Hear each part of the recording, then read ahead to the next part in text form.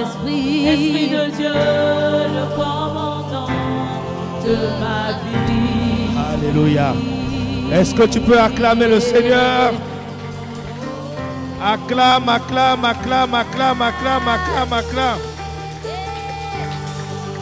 Acclame royalement Jésus. Yes. Alléluia. Amen. Il faut vous asseoir dans la présence de Dieu. J'aimerais encore bénir le Seigneur pour vos vies et pour la vie du prophète Mariska et de son épouse, la prophétesse Patricia. Que le Seigneur vous bénisse. Merci encore de m'avoir invité. Je suis honoré d'être là. Je bénis aussi la vie de l'apôtre Josué, voilà, qui a fait le déplacement. Est-ce qu'on peut acclamer le Seigneur pour sa vie? Voilà. Merci vraiment d'avoir fait le déplacement. Je vois en cela vraiment comme un soutien. Voilà, et je suis vraiment reconnaissant à Dieu pour cela. Alléluia. Et j'aimerais aussi bénir la vie du prophète Sosten et du pasteur Nina. Alléluia. Oui, on peut acclamer le Seigneur pour leur vie. Ce sont mes parents spirituels. Alléluia. Ce sont vraiment des parents attentionnés qui chaque jour nous coachent, nous forment. Vraiment, nous sommes unis d'être à leurs pieds. Alléluia. Et nous prions que Dieu leur assure une longue vie sur cette terre, à eux et à leurs enfants. Amen. Je salue aussi mon épouse qui me suit en direct en ce moment. Alléluia. J'aimerais bénir sa vie. Mon épouse est vraiment un don de Dieu pour moi. Alléluia. Et je suis heureux chaque jour. Alléluia, que le Seigneur soit béni. Amen. Qui est béni depuis que nous sommes là? Depuis quelques jours, c'est quelques jours. Est-ce que tu peux acclamer le Seigneur pour cela? Alléluia. Alléluia. Assurément, Dieu va encore nous bénir ce soir et jusqu'à demain. Nous sommes là. Nous avons dit que c'est pas nous sommes en or. Yes. Alléluia. Amen, amen. C'est pourquoi il faut vraiment que tu sois dans une attitude d'attente. Que tu sois... Vous savez, on dit souvent qu'on ne vient pas dans la présence de Dieu les mains vides. En fait, ici, il ne s'agit pas que de l'argent, mais il s'agit aussi des attentes. Tu as peut-être des attentes. Souvenez-vous du paralytique qui se trouvait à la porte de la Belle. La Bible dit que lorsqu'il va regarder les apôtres avec beaucoup d'attention, attendant à recevoir quelque chose de la part du Seigneur. Et ce soir, j'aimerais vraiment que tu sois dans une attente profonde de la part de Dieu, alors que je serai en train de parler, alors que je serai en train de prêcher. Les anges de Dieu seront en mouvement. Alléluia. La grâce et la puissance de Dieu va se déployer pour briser les forteresses, pour renverser les faux raisonnements. Alléluia. Et pour établir le règne de Dieu dans une mentalité en vue de dominer et de devenir riche pour Dieu. Alléluia. Et bien aimé, ce matin, lorsque nous avons terminé notre réunion, nous avons dit que c'était important pour nous en tant qu'enfants de Dieu de nous positionner. De nous positionner à la porte des poissons. De prendre position, bien aimé de Dieu, et de ne pas laisser cette porte à la merci des gens de ce monde, à la merci des francs-maçons. Et en tant qu'enfants de Dieu, il était important pour nous de prendre position. Car, bien aimé de Dieu, la puissance de la vie en Jésus-Christ doit dominer notre existence. Alléluia. C'est ce que nous avons vu et nous avons parlé de plein de choses. Nous avons parlé de la responsabilité de Dieu. Nous avons dit que nous devions considérer Dieu comme étant le propriétaire de toutes choses. C'est à lui qu'appartiennent toutes choses. Alléluia. Et lorsqu'on se positionne comme Dieu étant le propriétaire, on est en train d'ouvrir la porte pour plus de bénédictions. Mais lorsqu'on s'accapare et on veut prendre la place de Dieu, Dieu retient et la bénédiction ne peut pas être abondante. Alléluia. Nous avons vu que l'une des responsabilités de Dieu, c'est de pourvoir. Dieu pourvoit. Ça, c'est sa part. Ça, c'est la part de Dieu.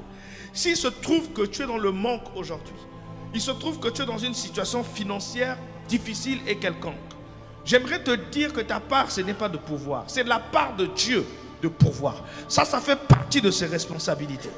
Alléluia. Et Dieu va pouvoir dans ta vie, pas en rapport avec ta poche, pas par rapport à ta poche, mais par rapport à l'immensité de sa richesse. Est-ce que quelqu'un comprend ça? Nous avons vu que l'une des parts de Dieu aussi, c'était d'avoir le contrôle. Dieu a le contrôle de tout. Et la part de l'homme, donc nous, en tant qu'homme, c'était la fidélité. Alléluia. Pourquoi? Parce que Dieu nous a confié l'œuvre de ses mains. Nous avons lu le psaume chapitre 8, le verset 6. Il est dit: tu as donné la domination sur les œuvres de tes mains. Tu as tout mis sous ses pieds. Est-ce que tu sais que Dieu a tout mis sous tes pieds? Alléluia. Alléluia. Est-ce que tu sais que Dieu a tout mis sous tes pieds? Et en plus, ce qui est choquant dans ce psaume, c'est que là, David est en train de... Il ne parle même pas de la nouvelle création. Il ne parle même pas de la nouvelle création là. Là, il est en train de parler de l'homme de façon générale.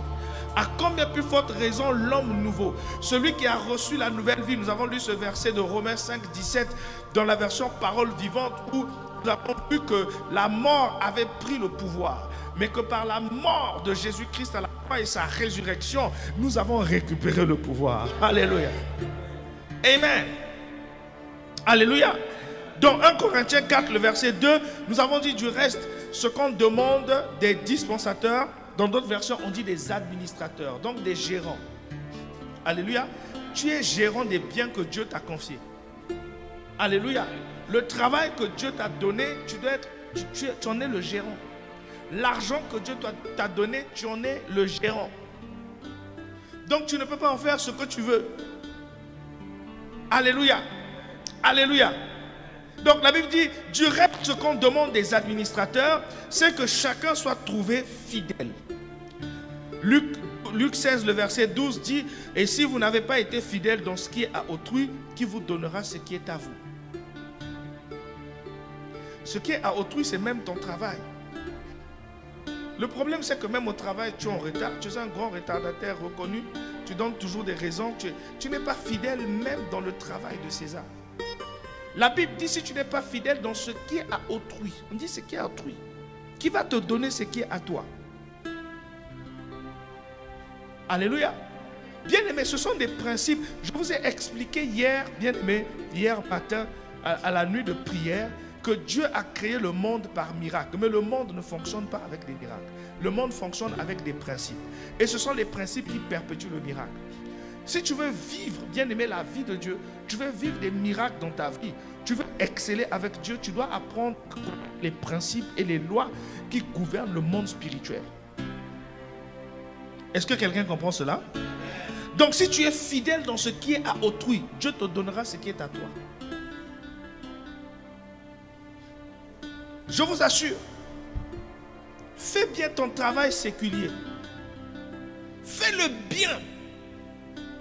Même si tu n'es pas content de ce travail, mais fais-le d'abord bien. Alléluia. La Bible dit, tout ce que nous pouvons faire, nous devons le faire d'un bon cœur comme pour le Seigneur. Alléluia. Donc lorsque tu vas au travail, tu sais que tu vas travailler, c'est pour Dieu que tu vas travailler. Donc tu es obligé de bien faire ton travail. Amen. Maintenant, bien-aimés, il y a un autre principe aussi que j'aimerais voir avec vous, puisque nous sommes en train de parler de la responsabilité de l'homme, qui est la fidélité. Et il y a un point très important, bien-aimés, en matière de finances, de l'économie du royaume, c'est l'endettement. L'endettement, bien-aimés, c'est une gangrène terrible que l'on voit dans la vie de plusieurs enfants de Dieu. Plusieurs enfants de Dieu sont endettés.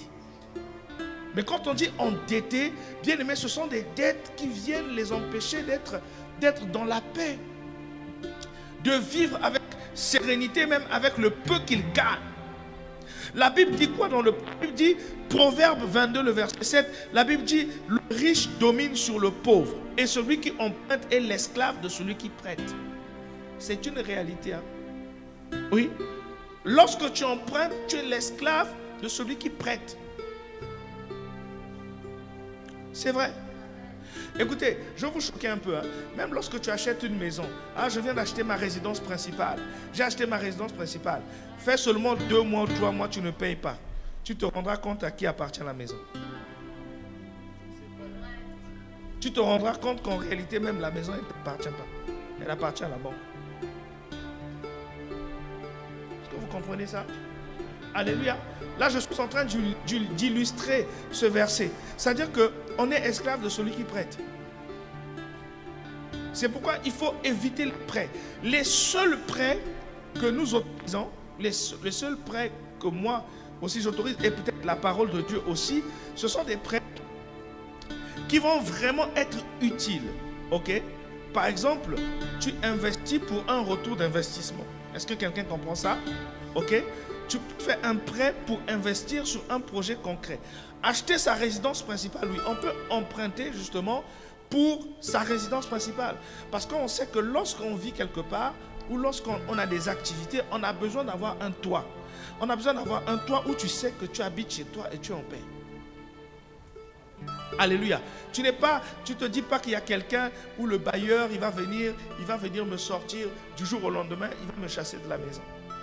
Mais tu es peinard, tu es chez toi. Oui, donc on peut investir justement pour acheter sa résidence, la maison dans laquelle on va habiter dans la paix. C'est un investissement, c'est une façon de payer petit à petit ta maison, dans laquelle tu vas faire grandir aussi tes enfants.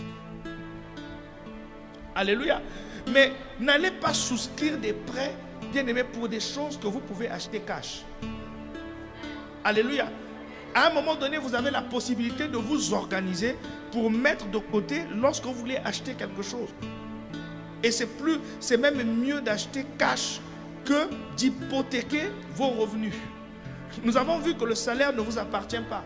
Et j'ai donné une illustration pour dire, supposons que dans 3 mois, Dieu a prévu d'envoyer un orphelin qu'il veut bénir au travers de toi. Mais tu es passé quelque part dans un magasin, tu as vu un joli costume, tu dis, il me faut ce costume, il te plaît tellement, tu veux acheter ce costume, tu achètes ce costume, ok, tu fais 3 fois sans frais, avec au nez et tout ça, les structures où on appelle ça l'achat facile. Dis avec moi l'achat facile. L'achat facile. Oui, oui. N'est pas loin. Je suis embarrassé, je suis obligé de payer, je suis obligé de me décarcasser parce que c'est une dette. Ok? Pétrin.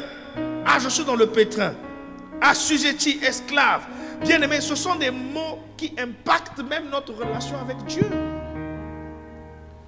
Tu vas être obligé de fuir les appels du huissier justement parce que tu ne veux pas qu'il puisse t'avoir au téléphone. Parce que tu ne veux pas mentir, donc tu es obligé de fuir les appels. C'est compliqué. Tu n'es plus en paix. Or ça, ce n'est pas la part des enfants de Dieu. Les enfants de Dieu sous le soleil doivent vivre dans la paix. Alléluia. Donc il faut éviter l'achat facile. Les découvertes bancaires. Un enfant de Dieu ne peut pas vivre avec le découvert bancaire. Si tu es là-dedans, il faut sortir de là. Le découvert bancaire, c'est juste un dépannage. C'est ponctuel. C'est pour ça que ça a été fait. Mais ce n'est pas une rémunération. Ce n'est pas un salaire. Il faut maintenant, ça c'est l'exercice que je te donne. Si tu es dans cette situation, si tu vis par le découvert là, ok, tu ne le rattrapes pas. À chaque fois que le salaire arrive, pouf, il est avalé. Bien aimé, si tu vis par ça, je te donne cet exercice. Commence maintenant à régulariser ton découvert. Tu n'es pas obligé de le faire en une fois. Tu peux te dire, ok, je vais le régulariser sur 3 mois. Ok? Je vais mettre 200 €, après je mets encore 200 € le mois prochain, et après je mets 200 €. Ah, ok. J'ai mes 600 € de découvert, ils sont régularisés. Alléluia. Mais ça va te permettre de quoi? Ça va te permettre d'anticiper l'avenir. S'il arrive que demain tu es en situation d'urgence, ben, tu sais que tu as ton découvert qui est là, que tu peux utiliser de façon ponctuelle. Or, si tu utilises le découvert, il est déjà utilisé, il est déjà consommé, comment tu vas faire si là, il y a une urgence? Tu fais comment? Comment tu fais si là, il y a une urgence? Les urgences, ça peut toujours arriver. Tu vois qu'en fait, parfois, nous ne sommes pas prudents. Et nous n'avons pas la sagesse. C'est pourquoi ce sont des choses qu'il faut régulariser, qu'il faut régler. L'endettement n'est pas de Dieu. Endettez-vous pour des vrais projets. Endettez-vous pour des choses utiles. Endettez-vous pour des choses qui comptent.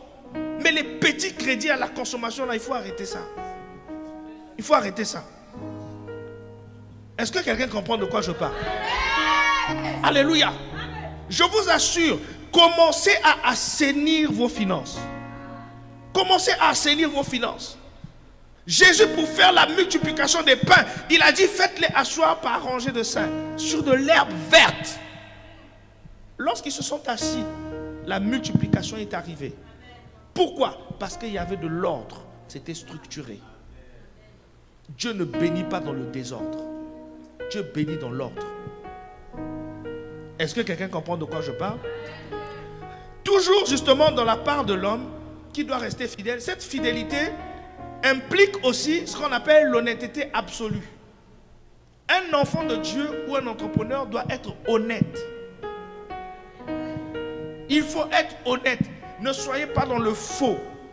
Ne soyez pas dans les fausses factures. Ne soyez pas dans les faux trucs. Le travail au noir. Il faut arrêter ça. Il faut arrêter ça. Bien, alléluia. Oui, tu peux acclamer le Seigneur. Il faut arrêter ça. Alléluia. Bon, heureusement que je ne suis pas noir. Je suis chocolat caramélisé. Est-ce que quelqu'un comprend de quoi je parle? Alléluia. Oui, bien-aimé de Dieu. Le travail au noir, il faut arrêter ça. Écoutez, je vais vous dire. Un jour, nous avons reçu un frère dans l'église, apôtre. Un frère, on est en train de prier. Paf! Parole prophétique. Je vois dans l'esprit, je vois qu'il a un problème administratif. Je dis, tu as un problème administratif. Il faut qu'on parle, qu'on s'assoie, qu'on en discute parce que je veux prier pour toi. Bien aimé, quand je prie pour les problèmes administratifs, ça marche toujours. Ça aussi, c'est quelque chose que Dieu m'a donné. Oui, je vous dis la vérité. Prophète, quand quelqu'un a des problèmes administratifs, quand je prie pour lui là, ça marche toujours. Est-ce que quelqu'un comprend de quoi je parle? Alléluia. Donc, on a dit que je vais prier pour lui. Au moment où je le fais asseoir, je le prends en entretien. Et c'est là où il me révèle que oui, il a vraiment des problèmes administratifs et il travaille au noir avec l'identité de quelqu'un. Oui. C'est-à-dire, il utilise le nom de quelqu'un dans une boîte et il travaille avec le nom de quelqu'un. Mais ce n'est pas lui. Mais il est pour lui à l'église. Il adore le Seigneur tranquille. Il paye la dîme. On prend aussi.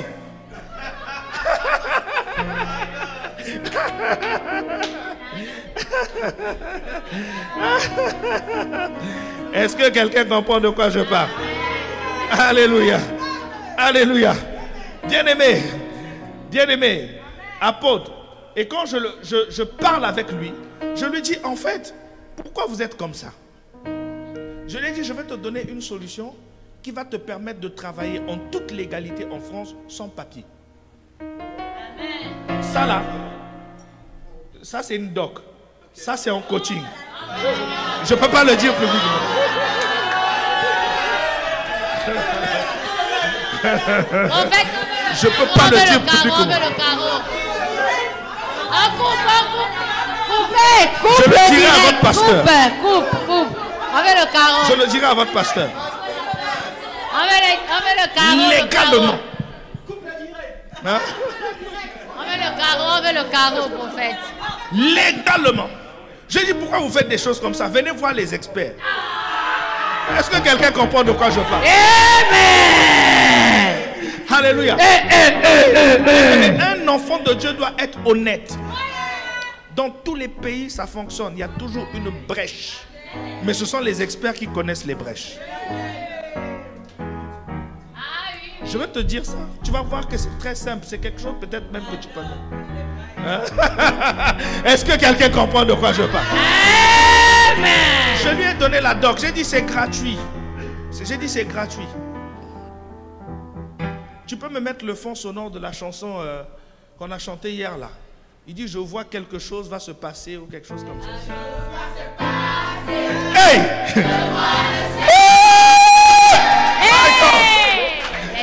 Va se passer. Yes. Yes. Woo!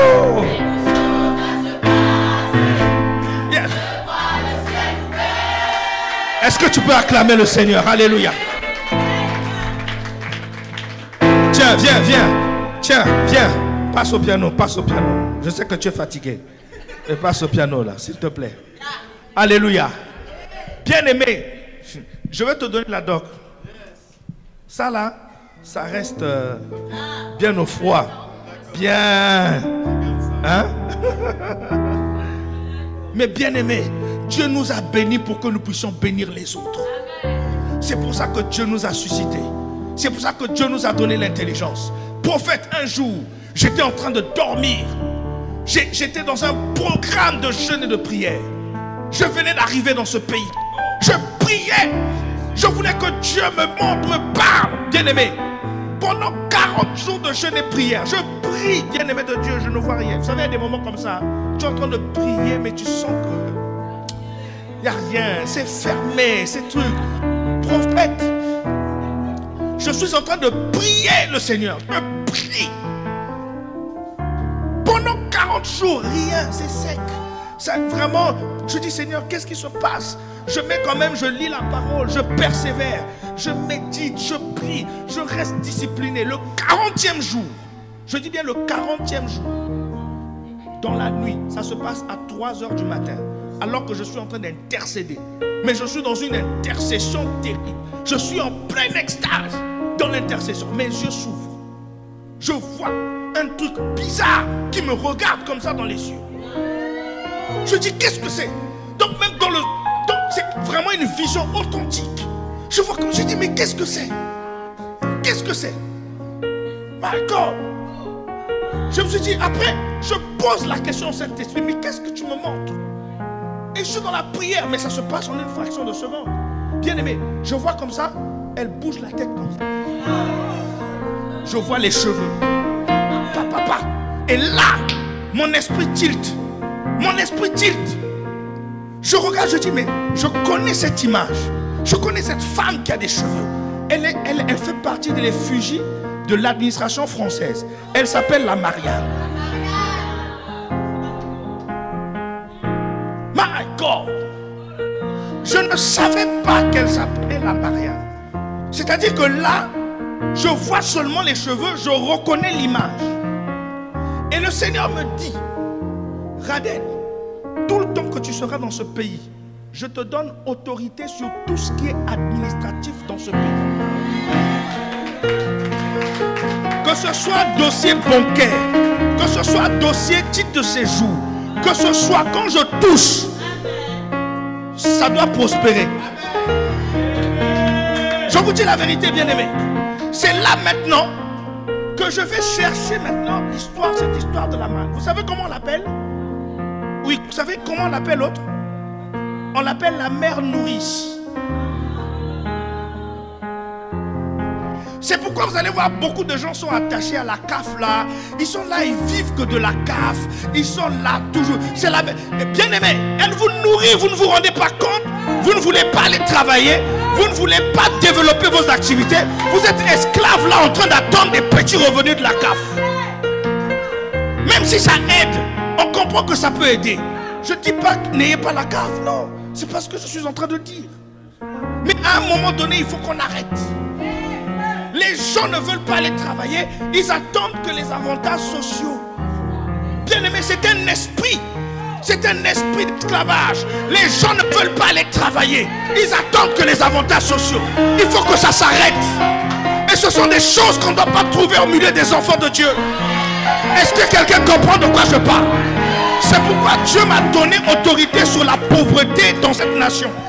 Lorsque je prends un dossier, lorsque je prends quelqu'un qui a des problèmes financiers, je le challenge. Bien aimé, il doit sortir de la pauvreté. Je vous ai dit ici, non? J'ai des témoignages, j'ai des frères que je suis qui ont acheté des immeubles. J'ai montré à votre pasteur hier, quelqu'un m'a envoyé une photo et dit, pasteur, je viens d'acheter l'immeuble, voici les clés. Je ne vous raconte pas du pipeau. Bien aimé, est-ce que vous comprenez ces choses?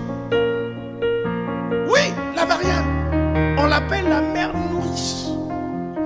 On l'appelle la mère nourrice. Elle nourrit beaucoup de gens dans ce pays.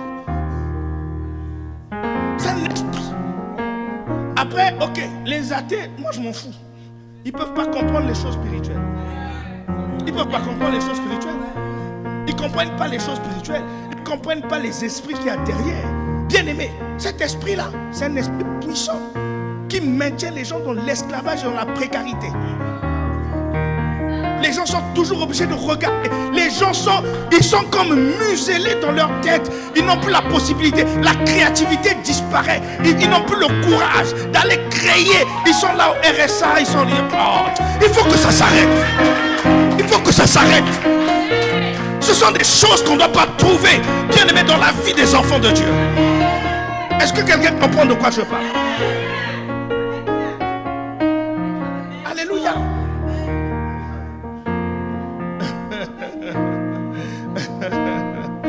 Alléluia. Est-ce que vous comprenez ça? C'est pourquoi, bien aimés, les enfants de Dieu doivent être dans l'honnêteté absolue. Ne triche pas, il y a une solution pour toi. Ne triche pas. Il y a une solution. Il y a des personnes, c'est difficile. On comprend que c'est difficile de vivre dans ce pays. D'autres, bien aimés, on va leur proposer ce. Moi, j'ai vécu ces problèmes, des histoires de. On m'a même dit, tu ressembles. Moi, si vous voyez mon grand frère, on se ressemble. Si tu parles avec mon grand frère au téléphone, tu vas croire que c'est moi. Oui, je vous dis la vérité. Il dit, mais utilise ces papiers. Utilise ces papiers, les papiers de ton grand frère. J'ai dit, je ne le ferai jamais. Je préfère mourir de faim. Je ne le ferai jamais. Est-ce que vous comprenez ça? C'est avec moi l'honnêteté absolue. L'honnêteté absolue. À un moment donné, il faut être honnête dans ce que vous faites. Ne soyez pas dans le faux. Ne soyez pas dans les faux papiers. Ne soyez pas dans les fausses déclarations. Déclaration d'impôt. Tu déclares un peu pour payer moins d'impôts. Il faut arrêter ça. Il faut arrêter ça. Soyez corrects. Les activités d'apôtres, prophètes, les activités qui sont en démarrage là, il faut les aider justement à déclarer leurs activités. Ne commencez pas à prendre l'argent, ok? Ne commencez pas à développer vos activités sans les déclarer. Vous devez les déclarer. C'est aussi bien pour vous parce que l'argent qu'on paye à l'URSSAF, vous savez à quoi ça sert? C'est pour votre retraite. C'est pour votre sécurité sociale. Maladie, maternité, ça sert à ça.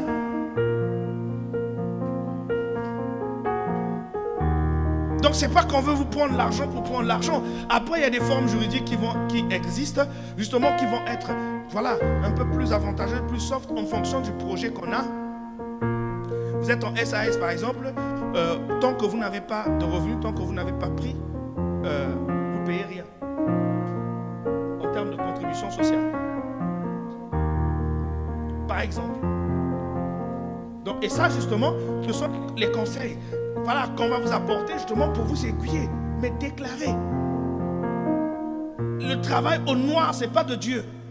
Ça ne bénit pas. Ça ne bénit pas. Ça freine la bénédiction. Est-ce que quelqu'un comprend de quoi je parle? Alléluia. La Bible dit quoi?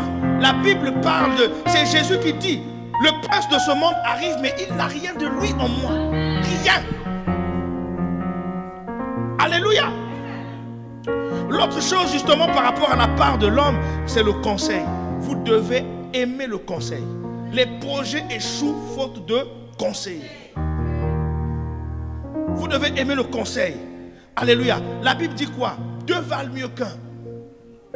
Deux valent mieux qu'un. Tu as une idée, tu as quelque chose. Partage à celui qui a de l'expérience ou à celui qui peut t'aider. Partage aux serviteurs de Dieu qui peuvent te donner une orientation prophétique pour pouvoir t'aider. Est-ce que vous comprenez ça? Alléluia. Pour ce qui nous concerne, bien aimés, toujours par rapport à la fidélité de l'homme, il y a aussi ce qu'on appelle les dons et les libéralités. Les dons que vous faites à l'église, ok? Les dons et les libéralités, les offrandes, voilà, que vous faites à l'église. Ça, il faut le faire. Ça fait partie de la spiritualité. Une spiritualité sans offrande ou sans sacrifice n'en est pas une. Je vous assure. Beaucoup d'enfants de Dieu ici, bien aimés, ont des spiritualités en papier. Parce qu'il n'y a rien qui crie pour vous. Il n'y a rien qui crie pour vous. Alléluia. Oui, bien-aimé de Dieu. Ici sur l'autel, je l'ai dit la dernière fois, la cape. Sur l'autel, ici, on ne fait pas les cotisations. Ici, on fait des sacrifices.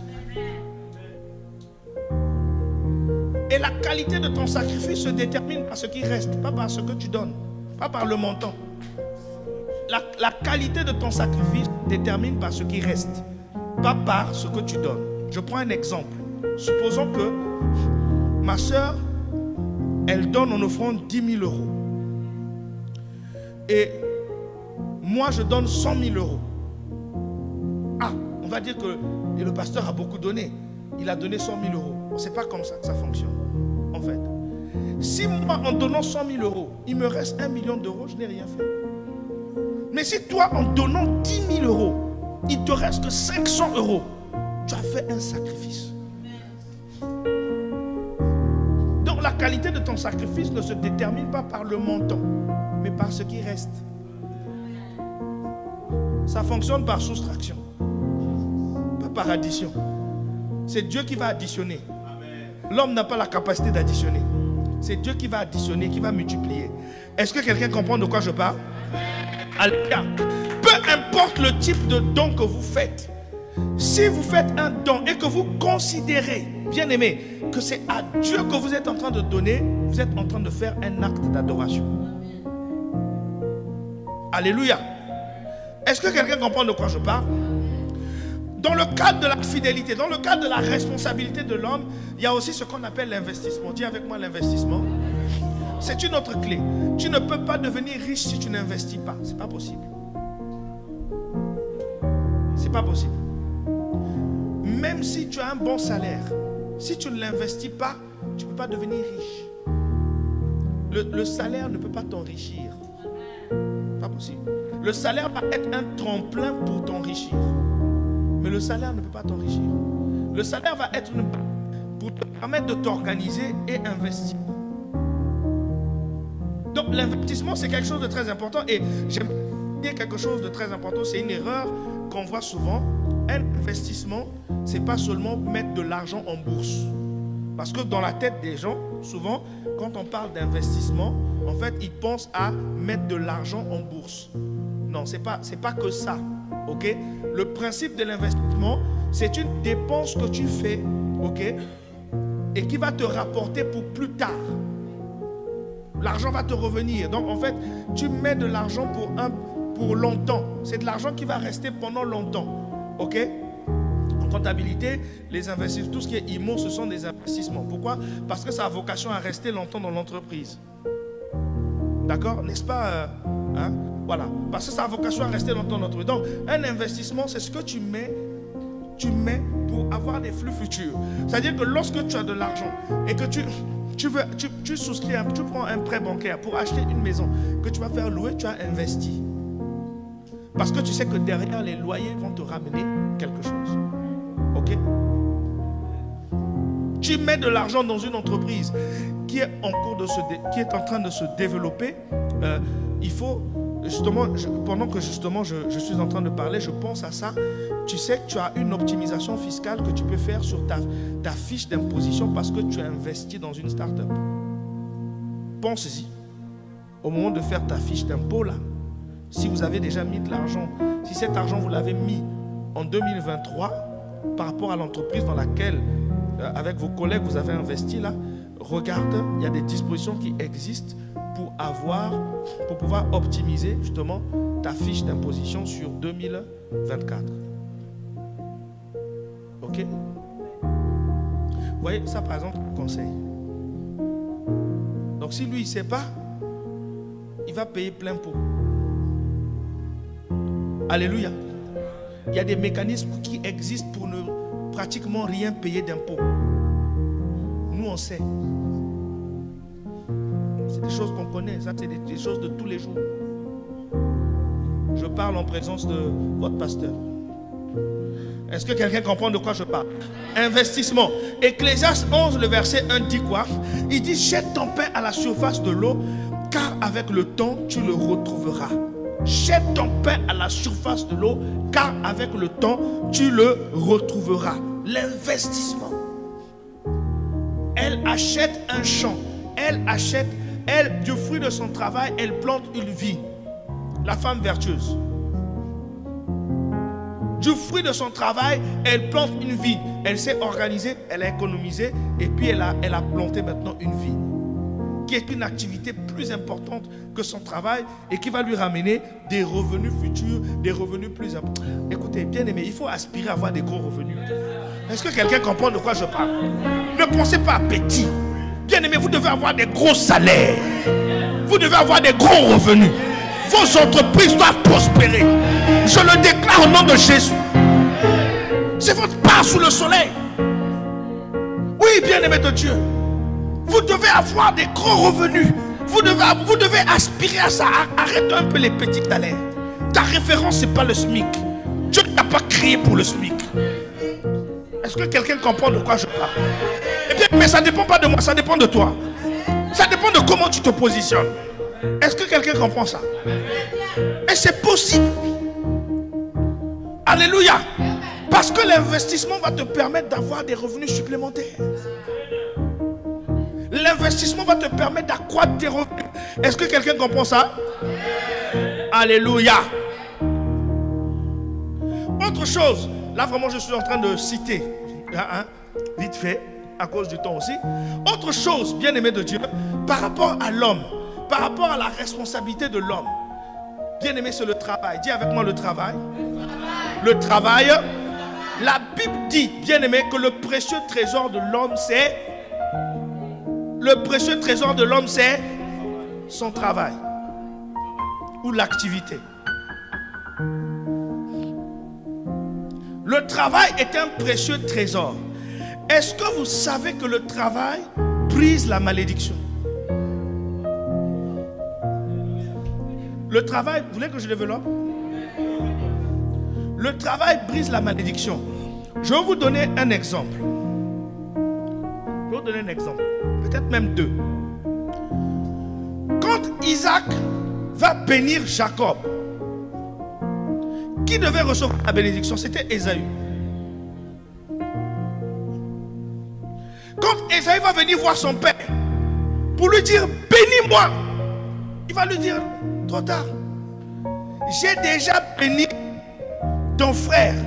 Il a déjà pris la bénédiction. Mais par contre, tu vivras de ton épée. Il dit tu vivras de ton épée. Or l'épée, c'est le travail. Ce qui a fait que Ésaü vive et Ésaü soit béni, parce que c'est quand Jacob est parti, qui est resté avec les biens de son père? Ésaü, non? Quand Jacob rencontre Ésaü, est-ce que Ésaü était pauvre? Il était même très riche. Mais qu'est-ce qui a fait que Ésaü vive? C'est son épée. Quand le Seigneur essaie de passer vite, quand le Seigneur... Ah, j'aime ce verset, laisse-le là, je vais revenir là-dessus. Quand le Seigneur va maudire le serpent, ok? Qu'est-ce qu'il va dire à l'homme? Tu mangeras à la sueur de ton front. Est-ce que c'est l'homme qui était maudit? C'est la terre qui était maudite. D'accord? Mais malgré pour vaincre la malédiction de la terre, l'homme devait travailler. Il fallait qu'il transpire. À partir du moment où il transpire, tu peux manger. C'est-à-dire que la terre respecte la loi de la transpiration.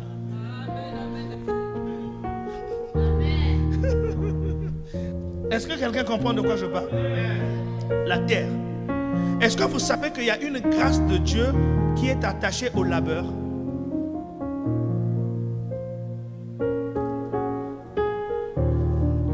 Dans la Bible, Dieu travaille avec deux plateformes. Là, j'ouvre des parenthèses, juste pour la compréhension. Il y a ce qu'on appelle la grâce de Dieu, mais il y a ce qu'on appelle la rémunération. Ce qu'on appelle la grâce de Dieu, il y a ce qu'on appelle la rémunération. Mais avant d'aborder ça, je voudrais même vous rappeler le texte du centenier. Lorsqu'ils vont les gens vont venir plaider pour lui auprès de Jésus. Ils vont lui dire quoi? Ils vont lui dire que ce monsieur-là, il aime le pays. C'est lui qui a bâti notre synagogue. Il mérite que tu lui accordes cela. Il mérite. Il y a des choses dans le royaume de Dieu qui sont dans l'ordre de la grâce. Il y a aussi des choses qui sont dans l'ordre du mérite. Est-ce que quelqu'un comprend de quoi je parle? Bien aimé, le tout est grâce là est un piège. Il faut faire attention avec le tout est grâce. Oui, on s'attend à la grâce de Dieu, mais Dieu respecte aussi le mérite. Je te dis la vérité. Tu savais, Dieu est juste. Hein? Tu ne lis pas tes leçons et tu veux réussir devant même le païen qui a étudié, qui a blanchi des nuits. Dieu va honorer le païen. Ça peut te choquer, mais c'est vrai. Parce que Dieu est juste.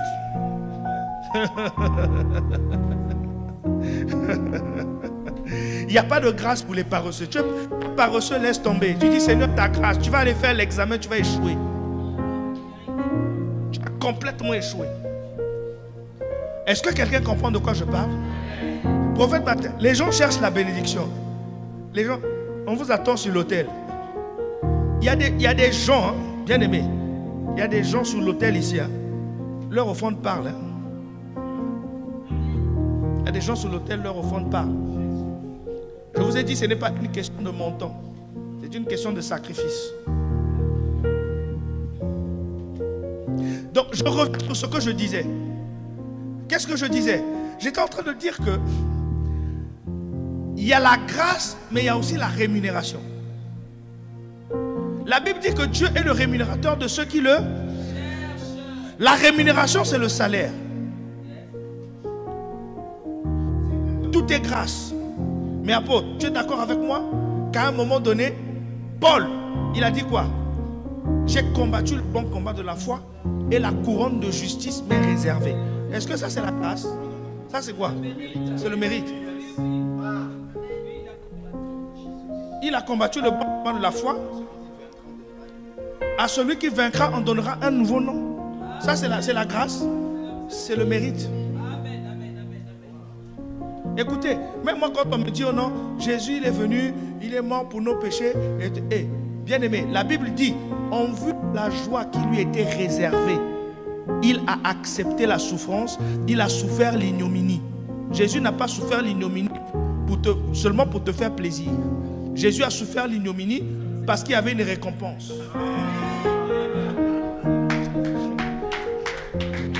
Je vous dis la vérité. Qu'on arrête un peu parfois de nous dire, frère, ah non, tout est grâce. Ah non, bien aimé, même Jésus, il est mort pour tes péchés, c'est vrai. Mais la Bible dit qu'il a souffert l'ignominie. Il a accepté la souffrance en vue de la joie qui lui était réservée.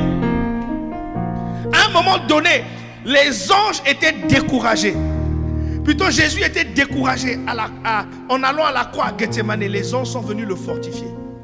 Un jour, j'ai dit au Seigneur, mais qu'est-ce qu'ils sont venus lui dire? En fait, ils étaient venus lui dire, souviens-toi qu'il y a une récompense qui t'attend. Tu es celui qui avait été choisi, l'agneau immolé là, c'était toi qui avait été trouvé digne d'ouvrir le livre et d'en rompre les sceaux. C'était toi. Ils sont venus le fortifier, ils sont venus l'encourager. Alors Jésus a dit, c'est bon. Seigneur, non pas ma volonté, mais ta volonté. Jésus a persévéré jusqu'à la croix. Donc je t'apprends que Jésus est allé à la croix seulement pour te pécher. Il est allé à la croix aussi parce qu'il y avait le mérite derrière. C'est pourquoi la Bible dit qu'il a reçu un nom qui soit élevé au-dessus de tous les noms, afin qu'en son nom que tout genou fléchisse et que toute langue confesse qu'il est Seigneur à la gloire du Père. Est-ce que quelqu'un peut acclamer le Seigneur? Alléluia. Yes. Oh my God. Dis avec moi, j'aime la parole. Dis encore, j'aime la parole. Le précieux trésor de l'homme, c'est l'activité, le travail. Le travail est une bénédiction. Maintenant, comme on a dit tout à l'heure, lors du talk show, il y a des personnes, effectivement, bien aimés, qui sont dans des territoires maudits. C'est là maintenant qu'en tant qu'enfant de Dieu, Dieu est obligé de dire maintenant, tout lieu que foulera la plante de tes pieds, Dieu te les donne en possession. Parce que si une terre a été maudite, bien aimé, si des paroles ont été déclarées, des paroles ont été libérées sur cette terre, bien aimé, il n'y a qu'un enfant de Dieu ou une autorité spirituelle qui est en même d'annuler ces paroles. Mais le travail est une bénédiction. Et Dieu aime les gens qui travaillent. Est-ce que vous savez que le travail, bien-aimé de Dieu, aiguise aussi notre caractère? Le travail aiguise ton caractère. Parce que ça va t'apprendre à être discipliné. Puisque tu es obligé de te lever tôt le matin pour honorer ton contrat de travail. Le travail aiguise le caractère. Le travail t'aide à être discipliné. Oui, quand il pleut, tu es obligé d'aller au travail, frère. Parce que le travail, justement, à un moment donné, t'aide à être discipliné. Le travail t'aiguise. Au travail, tu vas rencontrer des gens qui ont des caractères bizarres. Bon, le fer aiguise le fer. Ce n'est pas seulement dans l'église, hein, même dans le monde. Tu vas rencontrer des gens où ta patience va être mise à l'épreuve. Et c'est là que tu sauras vraiment si tu es né de nouveau ou pas. Est-ce que quelqu'un comprend ça? Alléluia. Donc quand Dieu te dit va travailler, il sait pourquoi il te demande d'aller travailler. Amen. Est-ce que tu peux acclamer le Seigneur?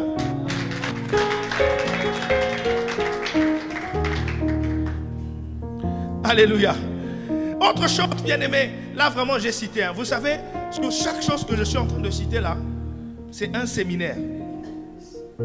C'est-à-dire qu'on peut rester là sur le travail, séminaire. On peut rester sur voilà, le conseil, séminaire. Alléluia. Mais ce que je vous donne là, ça vous permet aussi justement d'aller méditer, d'aller réfléchir là-dessus, d'aller digérer ces choses. Alléluia. Ce sont ces choses-là qui vont emmener la richesse. Tout ce que je suis en train de vous citer là, c'est ça qui va. Il n'y a rien de nouveau sous le soleil. Hein. Le pasteur Adel n'a rien créé. Ils ont ça. Je disais à votre pasteur que moi j'ai 4 heures de sommeil. Je suis arrivé à la conclusion que les 8 heures de sommeil c'est un mensonge. Je vous dis la vérité. C'est un mensonge. C'est un mensonge. Moi je dors que 4 heures. Moi quand j'ai dormi, quelle que soit l'heure à laquelle tu m'appelais, il était quelle heure? Ça faisait même pas 4 heures, j'étais déjà réveillé. Regardez toute la charge. Comment j'ai travaillé hier là. J'ai prêché pendant 4h30, presque 5 heures. J'étais debout en train de prêcher. Sans pause. Je suis rentré à l'hôtel. J'ai eu le temps de me doucher. J'ai pris le petit déjeuner. Et puis je suis allé me reposer. En 3 heures, j'étais régénéré. Il est venu me chercher. On est même sorti. Avant de revenir au talk show. C'est pas magique ce que je vous dis, mais ce sont des choses. J'avais tellement de responsabilités, j'ai commencé à stresser. Mais quand j'ai dit où est-ce que je peux gratter, je suis tombé un jour sur une ressource où on disait que 8 heures qu'on nous a fait comprendre depuis qu'on était petit là, c'est du mensonge. C'est du mensonge. C'est du mensonge. Écoutez, les personnes riches ne dorment pas beaucoup. Les personnes riches sont des bosseurs. Ils ne dorment pas beaucoup. Maintenant, ils ont des mécanismes pour récupérer. Quand c'est les vacances, ils vont en vacances. Quand il faut faire le sport, ils font le sport. Est-ce que vous comprenez ces choses? Ne faites pas ça si à côté, il n'y a pas d'activité sportive. Ne faites pas ça si à côté, vous ne prenez pas du repos. Sinon, vous allez craquer. Est-ce que quelqu'un comprend ça? Alléluia. Donc, vous devez aimer le travail. Vous devez aimer le travail. Les enfants de Dieu qui dorment jusqu'à 11 heures là, c'est compliqué.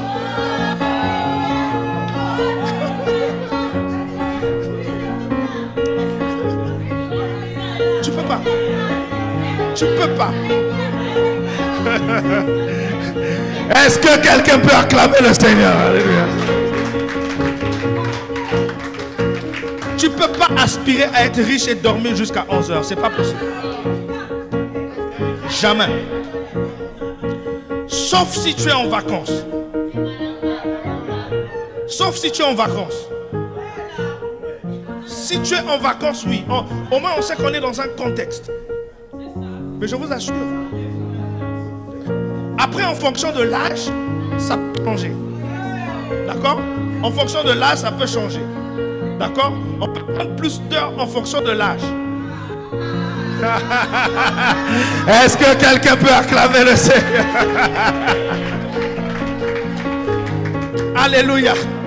Oui, on peut prendre plus d'âge, plus d'heures en fonction de l'âge. C'est très important. Mais cependant, bien aimé, je veux vous dire que les personnes riches ne dorment pas beaucoup. Je te dis, calcule 8 heures de temps, calcule ça sur 20 ans, tu vas te rendre compte que tu perds des années. Alléluia. Est-ce que quelqu'un comprend ça? Autre chose, il y a beaucoup de choses à dire. Autre chose par rapport justement à la responsabilité de l'homme pour pouvoir déclencher la faveur de Dieu, déclencher la richesse, la responsabilité de l'homme. Autre chose, c'est la voie du réseau. Dis avec moi le réseau. Il faut réseauter. Il faut réseauter. Vous devez aimer le réseau. Et je vais atterrir justement, après je vais atterrir sur quelque chose. Ok? Vous devez aimer le réseau. Le réseau fait partie d'un type de richesse qu'on appelle les richesses relationnelles. Je vais vous expliquer ça tout à l'heure. Dis avec moi le réseau. Dis avec moi le réseau. Vous devez réseauter. Dans la Bible, je vous ai cité ça tout à l'heure, je crois que c'était pendant le talk show, l'histoire de la femme que sur qui le prophète Élisée avait prophétisé. Cette femme dont le mari était prophète. Hein. Le mari était prophète. Mais sauf que il est mort, il a laissé sa famille dans une situation de dette. C'est pas normal. Il a laissé sa famille dans une situation de précarité. Prophète, vous savez, au début, moi, j'avais peur de ces choses. Mais quand mon intelligence a été renouvelée, moi les assurances capitales décès, là, moi, j'ai ça. J'ai pas peur de ça. J'ai souscrit. Il peut arriver que le Seigneur m'appelle. Les petits, là, je les laisse comment?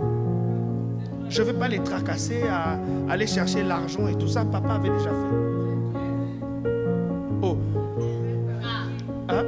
La prophétesse Patricia avait dit un tonton responsable. Est-ce que quelqu'un comprend de quoi je parle? Alléluia. Ça peut arriver. Hein? On n'est pas épargné. On a vu des qui sont partis du jour au lendemain. Sur l'estrade même en train de prêcher l'évangile. Oui. Le frère est étonné. Mais je préfère partir sur l'estrade. Au moins je pars parce que j'étais en train de servir mon Dieu.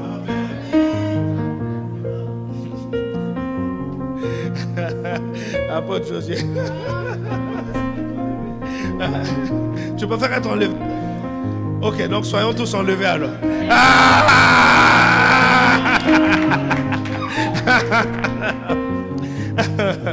Alléluia.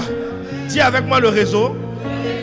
Bien-aimé, son mari prophète, loin de Dieu, laisse la famille dans une situation de précarité.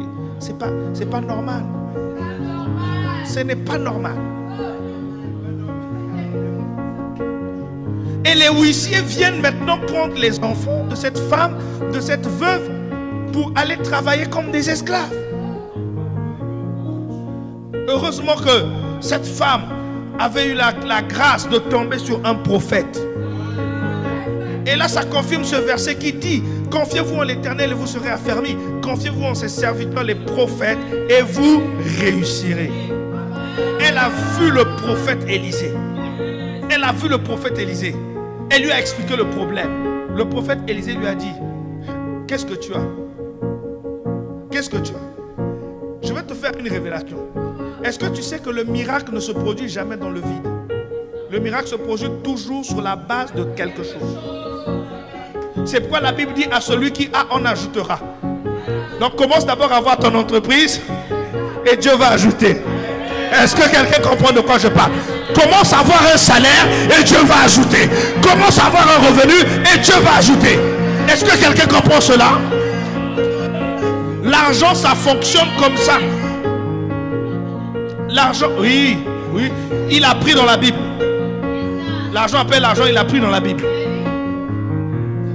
Il a pris dans la Bible. Alléluia.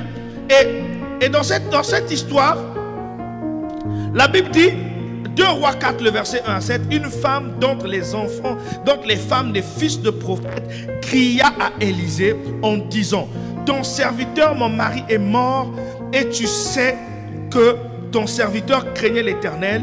Or, le créancier est venu pour prendre mes 2 enfants et en faire ses esclaves. Élisée lui dit, que puis-je faire pour toi? Dis-moi, qu'as-tu à la maison? Elle répondit, ta servante n'a rien du tout à la maison qu'un vase d'huile. Elle ne s'imaginait pas que ce vase d'huile-là était capable de produire le miracle. Vous savez, il y a des choses que nous avons, des capacités que nous avons. Nous ne réalisons pas ce que ces choses sont capables de faire. Le peu que tu as là, tu ne sais pas comment est-ce que Dieu peut s'en servir pour le décupler et le multiplier. Elle dit ceci. Et il dit, va demander au dehors des vases chez tous tes voisins. Des vases vides. Et n'en demande pas en petit nombre. Demande en grand nombre. Donc elle est allée demander à plusieurs voisins. Or aujourd'hui, bien aimé, il n'y a pas de voisins. Hein? Les voisins, il y a des endroits où vous habitez, il n'y a pas de voisinage. Ou encore, ils sont comptés. Vous comprenez ça? Or, l'un des endroits, bien aimé, où nous avons beaucoup de voisins, c'est sur les réseaux sociaux. LinkedIn, Facebook, Instagram, TikTok. Là-bas, on a beaucoup de voisins. Écoutez, les réseaux sociaux, ce n'est pas un péché. Ce n'est pas un péché. La notion de réseaux sociaux répond à la notion de l'outil. L'outil est neutre. C'est la personne qui utilise l'outil, justement, qui en donne justement la teneur. Si tu utilises un couteau pour tuer les gens, il y a d'autres personnes qui vont utiliser le couteau pour faire des mets succulents.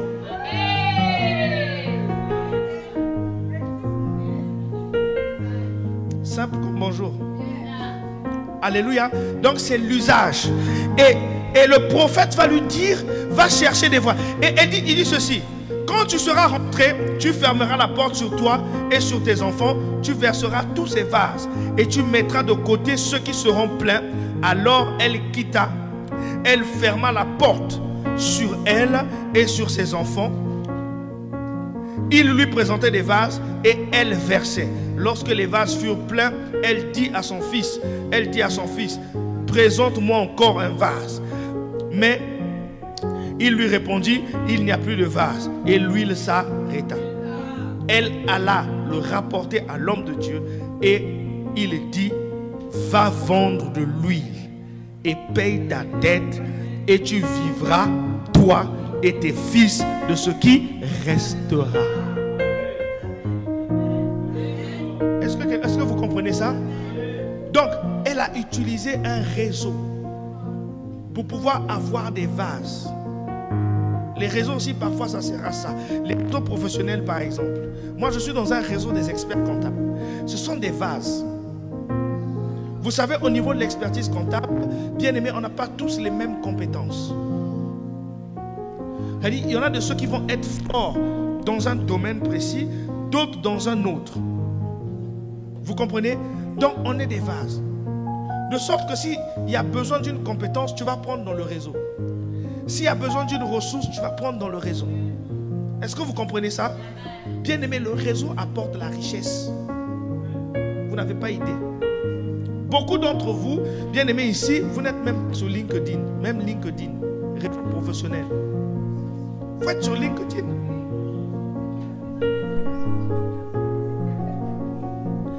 Alléluia. Alors, bien aimé, ce que je viens de vous dire là, c'est vraiment les choses essentielles. il y a d'autres choses qui rentrent en ligne de compte que je ne vais peut-être pas développer ce soir. Ok? Par exemple, la planification. Est-ce que tu sais que ton avenir entrepreneurial ou même ton avenir en tant que riche pour Dieu, il faut le planifier. Il y a un pouvoir dans la planification terrible, énorme. La planification, c'est quelque chose de fort. Je ne vais peut-être pas développer ça ce soir parce que c'est très vaste. Il y a beaucoup de choses à dire là-dessus. Mais je vais juste vous expliquer une chose, c'est que il y a deux choses qui nous distinguent des animaux. Vous savez c'est quoi? La première, le langage. Un animal ne parle pas. Il ne peut pas prononcer des paroles, des mots. Ok? L'usage de la parole. C'est ce qui nous donne la supériorité par rapport à l'espèce animale. Il y a une deuxième chose qui nous donne la supériorité devant les espèces animales, c'est la planification. Un homme peut anticiper les temps de crise, les temps d'abondance. L'exemple de Joseph, tu as parlé, il est préparé pour les temps de crise. L'homme planifié, un animal ne planifie pas, il vit par instinct, il vit le jour le jour. Le problème, si tu veux être riche pour Dieu, tu dois le jour. C'est grave. Tu ne peux pas vivre le jour. Dangereux. C'est très dangereux pour ta vie. Un jour, j'ai dit à l'église, dans 5 ans, dans 5 ans, il n'y a pas longtemps que j'ai dit ça. J'ai dit dans 5 ans, vous n'allez plus me reconnaître. C'est-à-dire que je vais shifter encore à un autre niveau. Ça va être maintenant un autre statut. Oui, ça fait déjà 1 année. Je suis dans le timing. Je suis vraiment dans le timing. Pourquoi? Parce qu'il y a des choses que j'ai mises en place. Et si la main de Dieu est là, si tu approuves ces choses, dans 5 ans, ça sera terrible.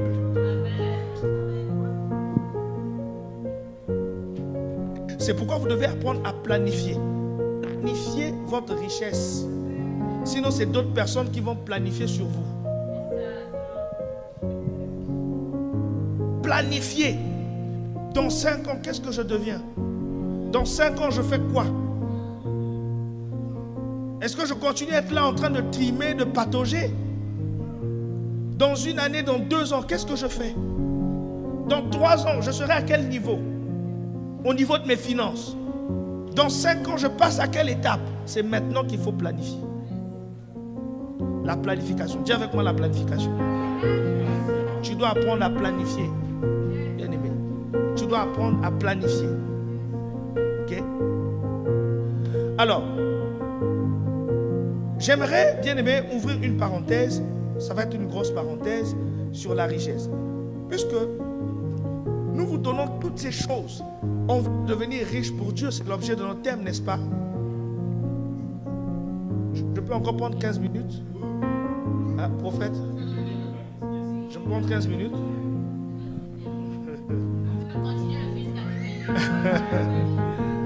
Ok, pour vous permettre de vous reposer, mais je veux prendre 15 minutes.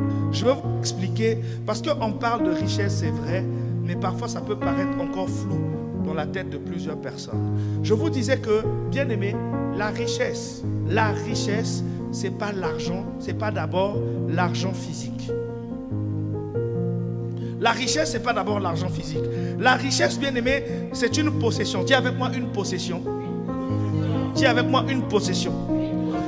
La richesse, c'est une possession qui a de la valeur et qu'on peut pouvoir monnayer. Ce n'est pas simplement de l'argent.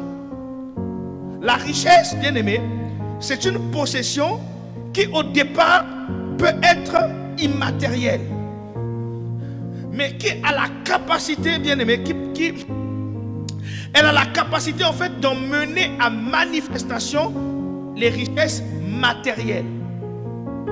Donc c'est une possession, bien aimé, qui lorsqu'on l'utilise, lorsqu'on on la travaille bien, elle a cette capacité-là d'emmener à manifestation les richesses matérielles. Nous parlons de riches pour Dieu. Dis avec moi, riche pour Dieu. Alléluia. Dis avec moi, riche pour Dieu. Il y a des richesses, bien-aimés, qui ne sont pas matérielles. C'est-à-dire qui sont immatérielles, mais qui influencent de façon considérable nos richesses matérielles. Il en existe de plusieurs types. Je vais vous citer principalement, bien-aimés, les richesses spirituelles. Dis avec moi les richesses spirituelles. Dis encore les richesses spirituelles. Les richesses spirituelles, bien-aimés, c'est la parole de Dieu. Je vais en citer plusieurs. C'est la parole de Dieu. La parole de Dieu est une richesse spirituelle. La Bible dit, l'homme de bien, c'est celui qui laisse un héritage aux enfants de ses enfants. Bien-aimé, l'héritage dont il est question ici, ce n'est pas d'abord l'héritage des maisons, mais c'est l'héritage de la parole de Dieu. Je peux bâtir des maisons pour mes enfants, mais si je ne leur ai pas laissé l'héritage de la parole de Dieu, j'ai échoué dans ma vie. Est-ce que quelqu'un comprend ça? C'est pourquoi, bien-aimés, nos enfants, pendant qu'ils sont petits là, il faut leur enseigner la parole. Il faut leur enseigner la parole. Ne soyons pas dans cette séduction d'ici, et ça je le vois ici en France, où on va vous dire que non, l'enfant, il faut le laisser. C'est quand il va grandir, il va découvrir. C'est une erreur, c'est un piège grave. Quand il va grandir là, l'enfant est déjà bousillé, gaspillé. C'est pas possible, tu ne peux plus le rattraper. Il devient athée. Je suis athée. Je suis athée. Souvent ils sont fiers de dire ça. Écoutez, moi je suis athée. Mais personne n'est athée. L'athéisme n'existe pas, c'est faux. Tout le monde croit toujours en quelque chose.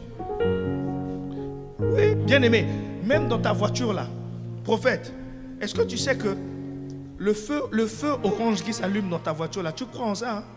Quand il n'y a plus de carburant, tu crois en ça?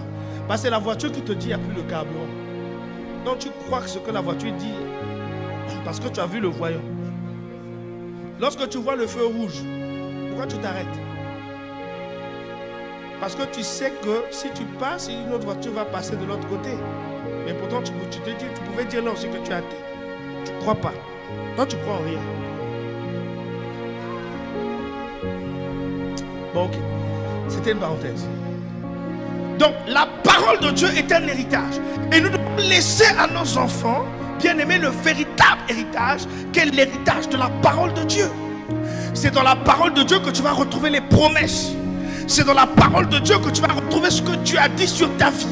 C'est dans la parole de Dieu que tu vas retrouver tout ce qui concerne ton identité d'enfant de Dieu, ton identité de fils de Dieu. Alléluia. C'est dans la parole de Dieu que tu vas découvrir les vérités, les lois bibliques, tout ce que nous avons vu jusqu'ici. C'est dans la parole de Dieu. Donc la parole de Dieu, bien aimé, est une richesse, fait partie des richesses spirituelles. La Bible, c'est le livre le plus actuel qui existe aujourd'hui. C'est un livre, bien aimé, qui ne change pas. C'est-à-dire que depuis les temps anciens, bien aimé, elle a toujours la même teneur. C'est impressionnant, c'est terrible. Chaque jour qui passe, ça fait des années que je suis converti à Dieu, mais chaque jour qui passe, je découvre des choses dans la parole. Alléluia. Il y a d'autres richesses spirituelles. Par exemple, je peux en citer plusieurs. Par exemple, les alliances. Les alliances, bien aimés, ce sont des richesses spirituelles. Je vais vous expliquer cet après-midi, bien aimé, que l'alliance, bien aimé, c'est quelque chose de très puissant. La réussite de Isaac n'était pas liée par le fait qu'il savait creuser des puits. La réussite de Isaac est liée par le fait que son père avait une alliance avec Dieu. À chaque fois que Dieu venait parler à Isaac, dans des songes ou dans des visions, Dieu disait toujours à Isaac, le Dieu de ton père. Il rappelait toujours son père, Abraham, avec qui il avait une alliance. Les alliances, bien aimés, ce sont des choses puissantes. Et regardez, bien aimés, l'alliance c'est quoi? L'alliance, je vais vous donner une définition de l'alliance. L'alliance c'est un cadre contractuel, légal et divin qui trouve son origine en Dieu. Un cadre contractuel, légal. Vous savez que dans la Bible, il y a de la légalité. La Bible, c'est l'un des livres les plus juridiques qui existent sur la terre. Est-ce que quelqu'un comprend de quoi je parle? C'est pourquoi, bien aimé, lorsque vous priez, vous devez toujours utiliser la Bible. Parce qu'en fait, lorsque vous déclarez la parole de Dieu, c'est des sentences que vous déclarez. Alléluia. Lorsque vous prononcez, vous libérez les versets bibliques, ce sont des plaidoiries que vous faites. Et l'alliance, bien aimé de Dieu, tel que c'est expliqué, l'alliance est un cadre légal, divin, qui trouve son origine à Dieu, en Dieu. L'alliance, c'est quoi? L'alliance, c'est l'expression de la volonté de Dieu envers une personne ou envers un peuple. Lorsque Dieu veut exprimer une certaine volonté vis-à-vis d'un peuple ou d'une personne, il fait une alliance. C'est pourquoi lorsque Dieu a exprimé la volonté de bénir Abraham, il a fait alliance avec lui. Lorsque Dieu a exprimé la volonté de déployer son plan de salut pour l'humanité, il a fait alliance avec Abraham. Il a dit: je te bénirai, je ferai de toi le père d'une multitude. Il dit: tes ennemis seront mes ennemis. Waouh! C'est-à-dire que Dieu est en train d'exprimer une volonté qu'il va appliquer dans la vie d'Abraham au travers d'une alliance. C'est pourquoi lorsqu'on nous parle aussi des tablettes de la loi, bien aimé, on dit que c'était l'ancienne alliance. C'était l'expression de la volonté de Dieu, de comment le peuple devait se comporter et de comment Dieu devait visiter ce peuple. C'est pourquoi dans Deutéronome 28, on dit: si tu fais ceci, voilà comment Dieu va te bénir. Par contre, si tu fais cela, voilà comment la malédiction. Donc l'alliance, bien aimé, exprime la volonté de Dieu. Dieu va tracer un cadre pour dire: voilà le plan que j'ai pour toi, et on fait une alliance. Alléluia. Lorsque Dieu veut accomplir un projet, lorsque Dieu veut bâtir quelque chose avec vous, lorsque Dieu veut faire quelque chose avec vous, même votre entreprise, il fait une alliance. C'est pourquoi, bien aimé, je veux vous dire une chose: n'entrez pas dans le ministère sans avoir clarifié votre alliance avec Dieu.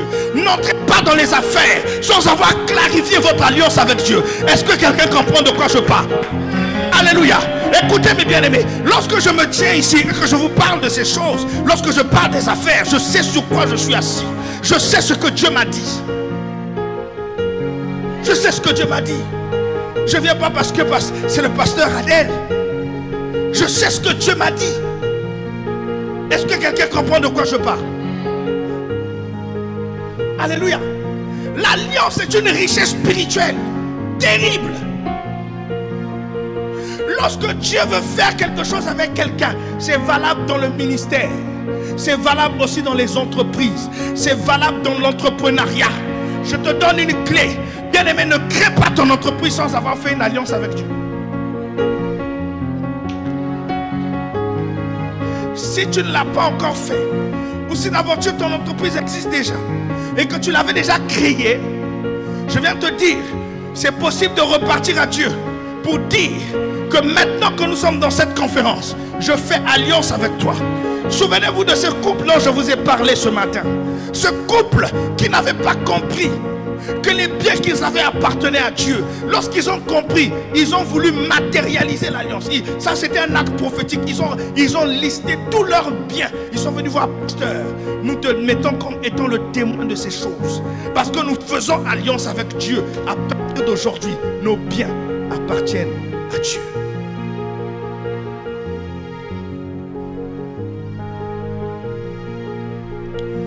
L'alliance, bien-aimée de Dieu, c'est un contrat. Dis avec moi, un contrat.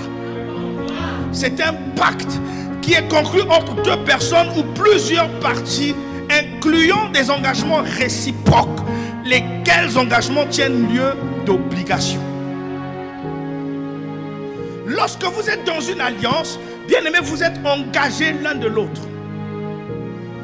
Le jour où je rentre en alliance avec Dieu, je lui dis des choses et lui aussi me dit des choses. Donc nous sommes engagés l'un de l'autre. Il y a des choses que je dois faire. Il y a des choses que je dois toujours faire. Et il y a des choses aussi que Dieu doit toujours faire. Est-ce que quelqu'un comprend de quoi je parle? Il m'est arrivé de fois de me retrouver dans des moments difficiles. Lorsque je rappelle l'alliance à Dieu, des blocages terribles. Ça fonctionne. Ça marche.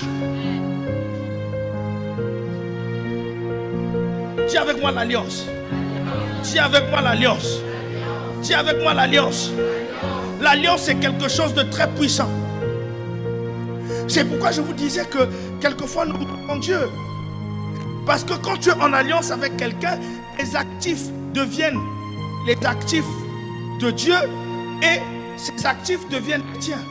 Donc les trésors de Dieu deviennent aussi tes trésors. Et tes trésors deviennent les trésors de Dieu. Les préoccupations de Dieu. Dieu n'a pas de dette. La seule préoccupation de Dieu, c'est le salut des âmes. Tout ce que Dieu te demande, c'est que les âmes soient gagnées et que tu en fasses des disciples. C'est la seule chose que Dieu te demande. Est-ce que quelqu'un comprend de quoi je parle? Maintenant, dans la façon de gagner, bien aimé, la Bible dit quoi? La Bible dit que la récompense est la même entre ceux qui vont au combat et ceux qui restent pour garder les bagages. Tout le monde n'ira pas au front pour aller dire « tu t'aimes ».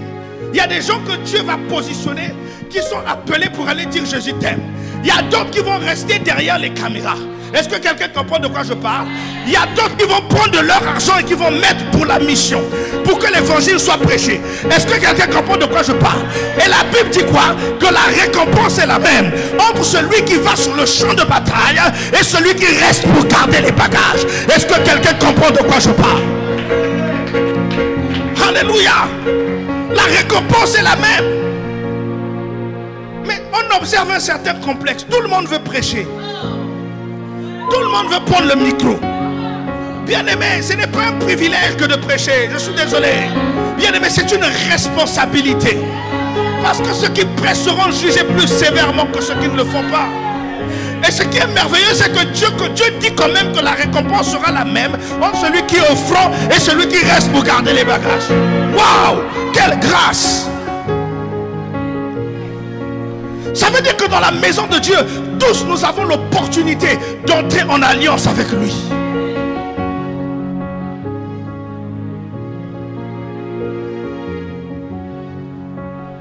Je t'assure. Écoutez, il y a des chefs d'entreprise ici qui n'auront pas le temps d'aller faire une campagne d'évangélisation.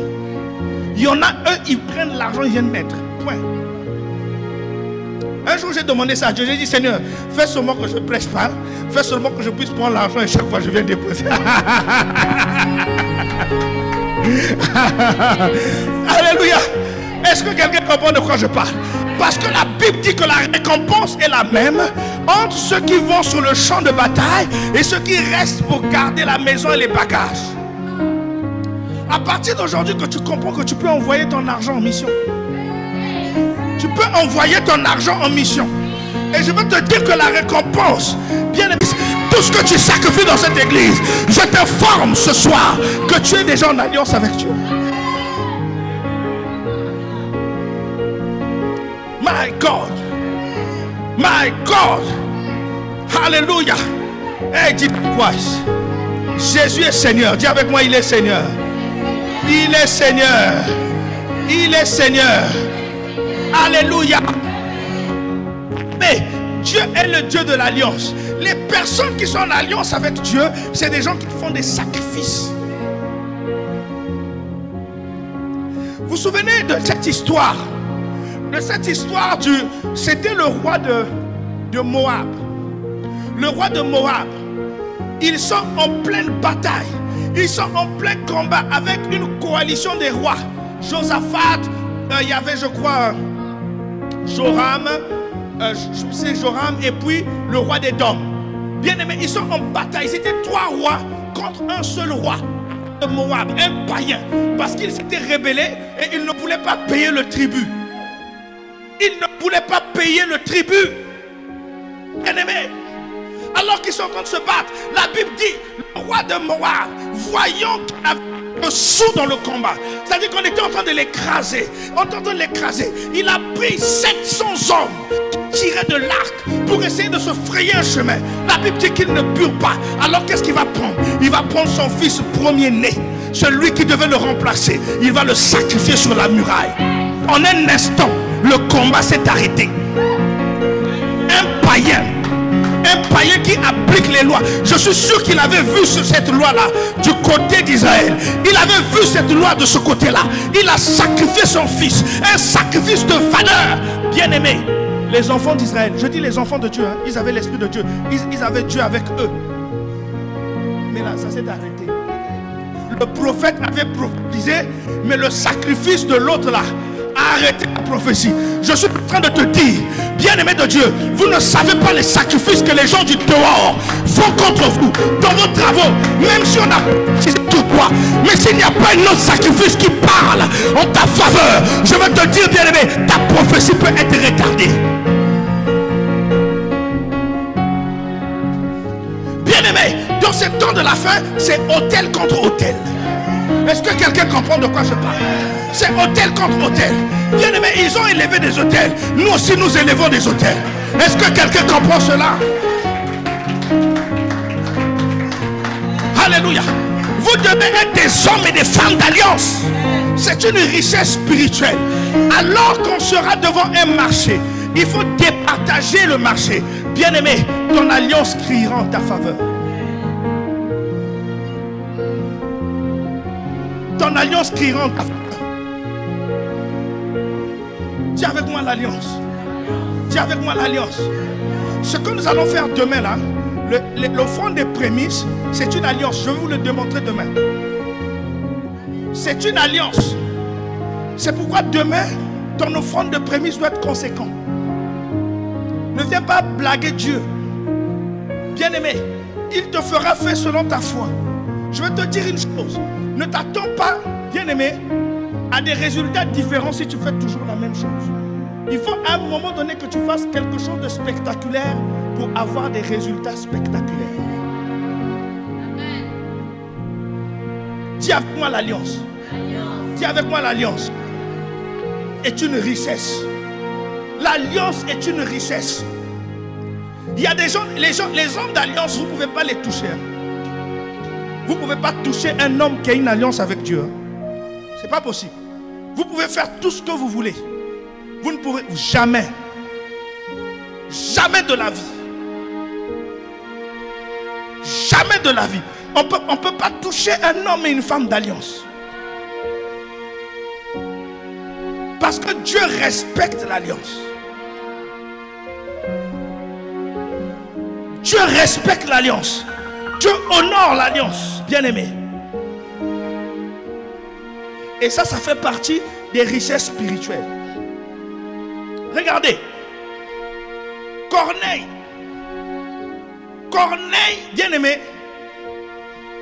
Dieu a envoyé quelqu'un pour aller l'évangéliser dans ta maison. C'est-à-dire que il y a des gens, tu vas le rencontrer dans la rue, tu l'évangélises, il a le salut. Mais il y a des gens, on ira le chercher chez lui. C'est-à-dire que Dieu envoie quelqu'un chez lui pour qu'il aille recevoir l'évangile à domicile. Lui avec sa famille. Pourquoi? Parce que la Bible dit quoi? Tes prières et tes aumônes sont montées jusqu'à moi. Comme une coupe. Bien-aimé. Une prière qui montre seul et faible. Mais il était païen en plus. Mais une prière qui monte avec une offrande à côté. C'est terrible, tu n'as pas idée. Cet homme était pieux, craignait Dieu. Avec toute sa maison, il faisait beaucoup. Dis avec moi beaucoup. Dis avec moi beaucoup. Demande au peuple. Il priait Dieu continuellement. Et un jour, Dieu va le visiter. Dieu va lui dire, je vais t'envoyer quelqu'un. Tu vas le recevoir. Un païen. Il a même reçu une vision. Un ange est venu parler à un païen. À cause... Vers la 9e heure du jour, il vit clairement dans une vision un ange de Dieu qui entra chez lui et qui lui dit Corneille. My God, continue. Les regards fixés sur lui, et il répondit, qu'est-ce Seigneur? Et l'ange lui dit, tes prières et tes aumônes sont montées devant Dieu et il s'en est souvenu. Aïe, aïe, aïe, aïe, aïe, aïe, my God. Bien-aimé, Dieu se souvient de ton alliance. Dieu se souvient de tes offrandes. Dieu se souvient. Dieu se souvient de tes sacrifices. Oh, Dieu se souvient. Dieu se souvient.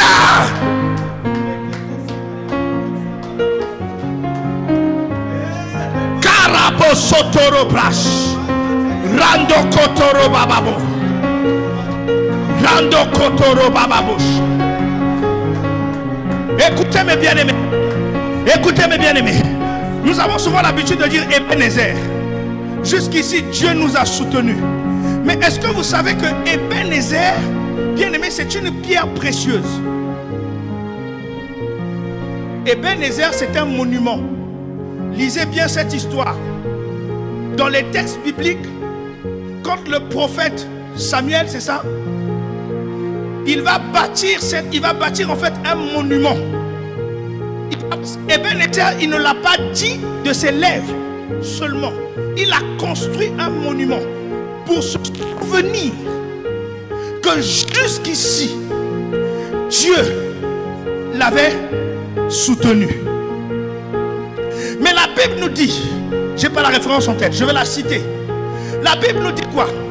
La Bible, comment? C'était Samuel. Il prit une pierre qu'il plaça à Mitzpah et Shen et il l'appela du nom d'Ebenezer. C'était une pierre commémorative. C'était un monument. Est-ce que quelqu'un comprend de quoi on parle? Disons jusqu'ici, l'Éternel nous a secourus. Dans les textes originaux, cette pierre-là était appelée pierre précieuse. Mais je vais vous dire une chose. La Bible dit quoi? La Bible dit que les présents ouvrent les portes auprès des grands. Il y a une autre version qui dit dans la main de ceux qui pratiquent le pot de vin. La Bible utilise le pot de vin. Donc l'offrande ou l'alliance ou la pierre précieuse, pot de vin là, c'est traduit par pierre précieuse. Il dit dans la bouche ou dans la main de ceux qui utilisent le pot de vin. Donc l'offrande, ok, elle leur assure le succès. Je n'ai pas le texte, mais cherchez. Le multimédia peut s'en occuper. Vous êtes des bons lecteurs de la Bible. Ok? Elle leur assure le succès. Non, pas celui-ci. Mais tu peux t'arrêter même là. Puisque c'est là où je veux en venir. Les présents des hommes lui élargissent la voie et lui donnent accès auprès des grands. Les dons. Vous comprenez? Mais écoutez. Accès auprès des grands. C'est traduit en grec par paniim. Paniim, ça veut dire voir la face des anges. My God. Paniim, ça veut dire voir la face des anges. Bien-aimé, lorsque tu fais des sacrifices, lorsque tu fais des dons, bien-aimé, tu verras la face des anges. Ange là, c'est traduit par chérubin. Est-ce que quelqu'un comprend de quoi je parle? Je suis en train de dire que tu vas voir la face des anges. Tu vas voir le ministère des anges se manifester dans ta vie. Est-ce que quelqu'un comprend de quoi je parle? Bien-aimé, ne blaguez pas avec les alliances. Ne blaguez pas avec les alliances. Ce que nous faisons là, nous ne nous amusons pas. On n'a pas le temps de nous amuser. Dis avec moi richesse spirituelle. Dis avec moi richesse spirituelle. Il y a un autre type de richesse qu'on appelle les richesses mentales. Dis avec moi richesse mentale.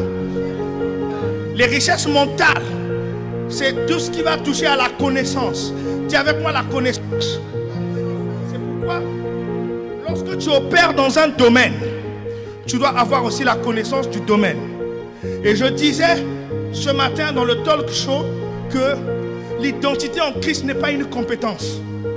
Tu peux être né de nouveau, rempli du Saint-Esprit, tu pries en langue, tu prophétises, on te met à la tête d'une entreprise, tu échoues lamentablement.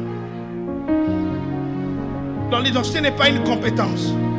Vous comprenez que, en plus d'avoir des richesses spirituelles, des alliances et des sacrifices qui parlent sur vous, vous devez aussi avoir des richesses mentales. Vous devez avoir la connaissance. Les richesses mentales, il y a aussi la sagesse. Même si la sagesse peut aussi rentrer dans la catégorie des richesses spirituelles, ok? Mais la sagesse, on peut aussi la mettre là-dedans.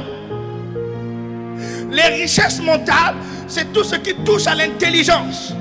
Les richesses mentales, C'est tout ce qui touche aux idées. Dis avec moi les idées. Dis avec moi les idées. Je prie que Dieu relâche, bien-aimé, l'esprit de la créativité au milieu de vous. L'esprit des idées. Vous savez, il y a des personnes qui sont bloquées dans leur créativité à cause des soucis de la vie, à cause de la galère. Ils ne peuvent même plus réfléchir. Je déclare à cet instant que Dieu libère l'esprit de la créativité dans le nom de Jésus. J'ai été choqué, enseigné par la petite Inaya. Waouh, quel esprit de créativité. Un enfant comme ça, 12 ans. Dis avec moi les idées.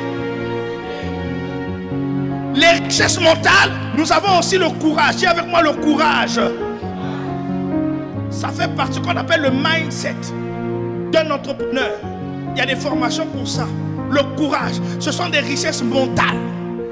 Des personnes qui ont le mental, qui ont le moral. Ils ont une tête dure. Ils avancent, ils ne reculent pas. Alléluia. N'est-ce pas, Isaac était courageux. On lui prend un premier puits. Il n'abandonne pas, il va prendre un autre puits. Alléluia. Je vais te dire ce jour, n'abandonne pas. N'abandonne pas. N'abandonne pas tes projets. N'abandonne pas ce que Dieu t'a dit. Bien-aimé, Isaac savait que sur lui il y avait une alliance et que l'alliance de son père parlait sur lui. Alors, il avait aussi la richesse mentale. Il avait la connaissance de ce domaine. Il était courageux. Lorsqu'on l'a arrêté pour le premier puits, il y a eu des querelles. C'était le puits des secs. Il y a eu un deuxième puits. On l'a arrêté. C'était le puits de Sitna. Sitna veut dire contestation. Mais la contestation ne l'a pas fait reculer. Est-ce que quelqu'un comprend de quoi je parle? C'est alors que Dieu l'a placé maintenant au large. Je déclare au nom de Jésus-Christ de Nazareth, tu es positionné au large dans le nom de Jésus. Dieu te place à Rehoboth. Alléluia. Les richesses mentales, c'est la capacité de passer à l'action, la planification. Ce que je vous ai dit tout à l'heure, ce sont des richesses. Les richesses mentales, bien aimé, c'est la résilience. La capacité d'être résilient. Capacité d'accepter certains échecs, de se remettre en cause et de pouvoir avancer. Est-ce que quelqu'un comprend de quoi je parle? Ce sont des richesses. Ce sont des richesses. La richesse ne commence pas d'abord par l'argent. D'ailleurs, je vais vous choquer un peu. Tu peux commencer une entreprise et ça ne marche pas. Je vous dis la vérité. Bien aimé, je ne suis pas là pour vous dire des mensonges. Il y a des personnes, ils commencent une entreprise, il s'est cassé la tête, ça n'a pas marché. Alors à ce moment-là, ça va faire appel justement à d'autres richesses. Ça va faire appel à la résilience. Ça va faire appel au courage. Ça va faire appel. Est-ce que quelqu'un comprend de quoi je parle? Alléluia. C'est pourquoi il faut avoir ces richesses. Bien aimé, les gens à qui Dieu a parlé ne reculent jamais. Ils n'abandonnent jamais. Est-ce que quelqu'un comprend de quoi je parle? Alléluia. Bien-aimé, on peut manquer de richesses matérielles, mais je veux te dire, tu as une interdiction totale, bien-aimé, de manquer de richesses spirituelles et de richesses mentales. Tu es interdit de manquer de richesses spirituelles et de richesses mentales. Est-ce que quelqu'un comprend de quoi je parle? Alléluia. Parce que ce sont des richesses qui ne s'obtiennent pas forcément avec l'argent. C'est pourquoi dis que c'est précieux. L'argent est considéré comme une richesse injuste parce que quelqu'un peut aller faire la prostitution et à cet même argent et peut acheter les mêmes choses. C'est pourquoi la Bible appelle ça des richesses injustes. Mais les richesses spirituelles et les richesses mentales, ce sont des richesses justes. Parce que ce sont des richesses qu'on n'achète pas avec de l'argent. Tu ne vas pas aller acheter le courage avec de l'argent. Ça ne s'achète pas de l'argent, le courage. La résilience ne s'achète pas avec de l'argent. Est-ce que quelqu'un comprend de quoi je parle? Alléluia. Les idées, bien aimés, vous devez avoir des idées. Les idées sont extrêmement importantes, bien aimés. Tu ne peux pas avoir accès à quoi que ce soit sans avoir pensé au préalable. On a parlé de la vision tout à l'heure. Tu ne peux pas avoir une entreprise, bien aimé, sans avoir réfléchi, sans avoir eu une idée.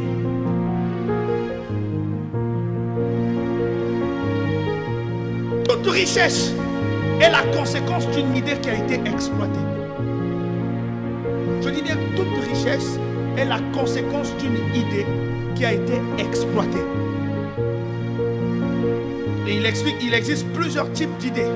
Il y a des idées qui vont être des idées innovantes. Vous innovez sur quelque chose. Il y a des idées qui vont être des idées d'abord créatrices, c'est-à-dire que ça n'a jamais existé. Ok? Vous créez quelque chose vraiment de nouveau. Il y a ce qu'on appelle des idées innovantes qui vont toucher l'amélioration de l'existant. Il y a ce qu'on appelle les idées. Vous êtes tombé sur une opportunité et vous avez saisi l'opportunité. Est-ce que quelqu'un comprend de quoi je parle? Alléluia.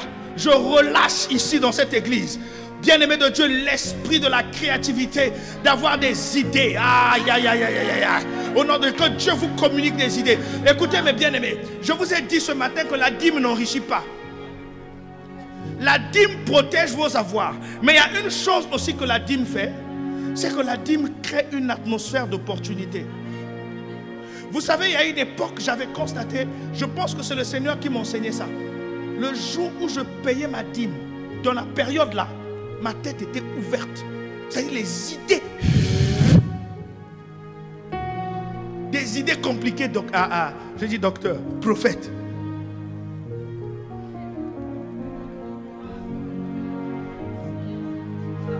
Est-ce que quelqu'un comprend de quoi je parle? Apôtre.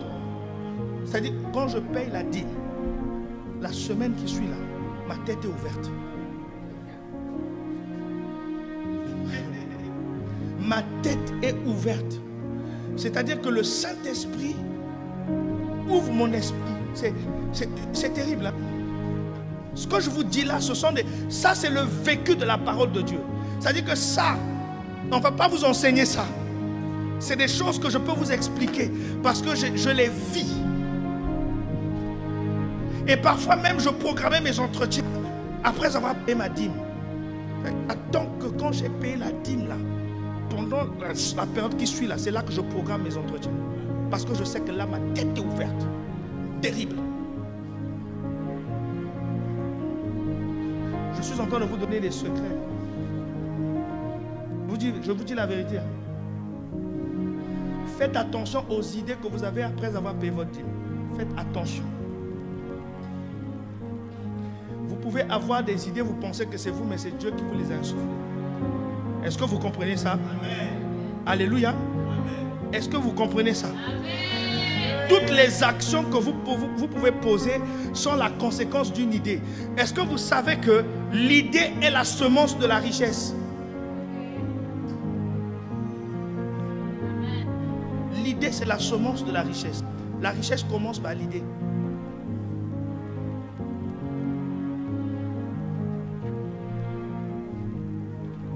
Alléluia. Est-ce que quelqu'un comprend ça? Amen, amen. Amen, amen. Amen, amen. Les idées sont la conséquence de la réflexion. Doivent emmener la réflexion et la méditation. Bien-aimé, on ne devient pas riche parce qu'on est employé. On devient riche parce qu'on se déploie. On ne devient pas riche parce qu'on est employé. On devient riche parce qu'on se déploie. Le déploiement va venir par une idée. Et cette idée va emmener la réflexion. Et cette réflexion va emmener la méditation. C'est pourquoi ne vous précipitez pas. Parfois à vous lancer. Prenez le temps de la réflexion. Est-ce que quelqu'un comprend ça? Alléluia. Les idées que nous avons doivent être aussi en adéquation avec nos capacités intérieures. Jésus a donné les talents à chacun selon sa capacité. Donc n'allez pas embrasser trop de projets à la fois. Souvent je dis faites d'abord un à la fois. Une fois que vous avez stabilisé, après vous passez à un autre. Et Dieu va vous donner maintenant de l'expérience. Et à ce moment-là, quand tu as déjà 3 ou 4 entreprises, là maintenant tu peux embrasser plusieurs projets. Parce que tu as la maîtrise et tu as la connaissance. Est-ce que quelqu'un comprend de quoi je parle? Je termine, bien aimé de Dieu. C'était l'avant-dernière. par ce qu'on appelle les richesses relationnelles. Dis avec moi les richesses relationnelles. Les richesses relationnelles, c'est le réseau à votre disposition. Et je veux vous dire, je vois cette grâce dans la vie de votre pasteur. Les richesses relationnelles. Tu es vraiment un homme de relation. Et prophète, je veux te dire aujourd'hui, il faut que tu le comprennes. C'est une richesse énorme. Tu n'as pas idée. À partir d'aujourd'hui, ne mets plus tes richesses, tes relations dans le sens juste de la sympathie, où c'est le pasteur, voilà, il faut être sympa avec les pasteurs, il faut garder les relations, on peut s'inviter, on prend les photos. Non, ne t'arrête plus là. Tu dois savoir que les richesses, les relations, ce sont des richesses énormes. C'est ce qu'on appelle des connexions divines. Lorsque Dieu veut bénir quelqu'un, il passe par une connexion divine. Je veux que tu saches, il y a quelqu'un qui va te faire rentrer dans ta destinée. Parfois, c'est une personne. Et Dieu passe toujours par... C'est le protocole de Dieu. Hein, il passe toujours par quelqu'un pour pouvoir te bénir. C'est pourquoi il faut toujours soigner les relations. Il ne faut jamais mal se séparer avec quelqu'un. Parce que tu ne sais pas ce qu'il peut être pour toi demain. La personne que tu rencontres là, tu ne sais pas ce qu'il peut être pour toi demain. J'ai rencontré le prophète Mabwadi pour la première fois à une conférence. C'est l'évangéliste Chancel qui me l'avait présenté. Le jour où je l'ai rencontré pour la première fois, j'ai compris que c'était une connexion divine. J'ai soigné la relation. Je ne pouvais pas m'imaginer que peut-être 10 ans plus tard, j'allais être à ses pieds en train de servir dans son église. Je ne pouvais pas m'imaginer. Je ne pouvais pas m'imaginer ce que la relation avec mon père spirituel, le prophète Mabwadi, m'a emmené comme bénédiction. Non seulement en termes d'argent, mais en termes de connexion des personnes que j'ai rencontrées, que je n'aurais pu jamais rencontrer dans ma vie. Pourquoi? Parce que j'ai été connecté à un homme qui était l'action de destinée pour ma vie. Les richesses relationnelles, ce sont des connexions divines. Faites attention. Faites attention avec... N'ayez jamais de problème avec quelqu'un. Parce que les personnes que Dieu met devant vous, et cette grâce est dans la vie de votre pasteur. Est-ce que quelqu'un comprend de quoi je parle? Alléluia. Parce que, prophète, il peut arriver un jour, je te dis comme ça, il peut arriver un jour, tu tombes sur une opportunité, un projet puissant. Tu as besoin de finances. Tu sais que tu as le pasteur Adèle à tes côtés. Tu sais que tu as quelqu'un d'autre à tes côtés. Il dit, pasteur, il nous faut 100 000 euros. Qu'est-ce qu'on fait? Prophète, prends les 100 000 euros. Je vous dis, c'est comme ça que ça fonctionne. Les richesses, les relations que vous avez là, elles ne sont pas anodines. Même si c'est des païens.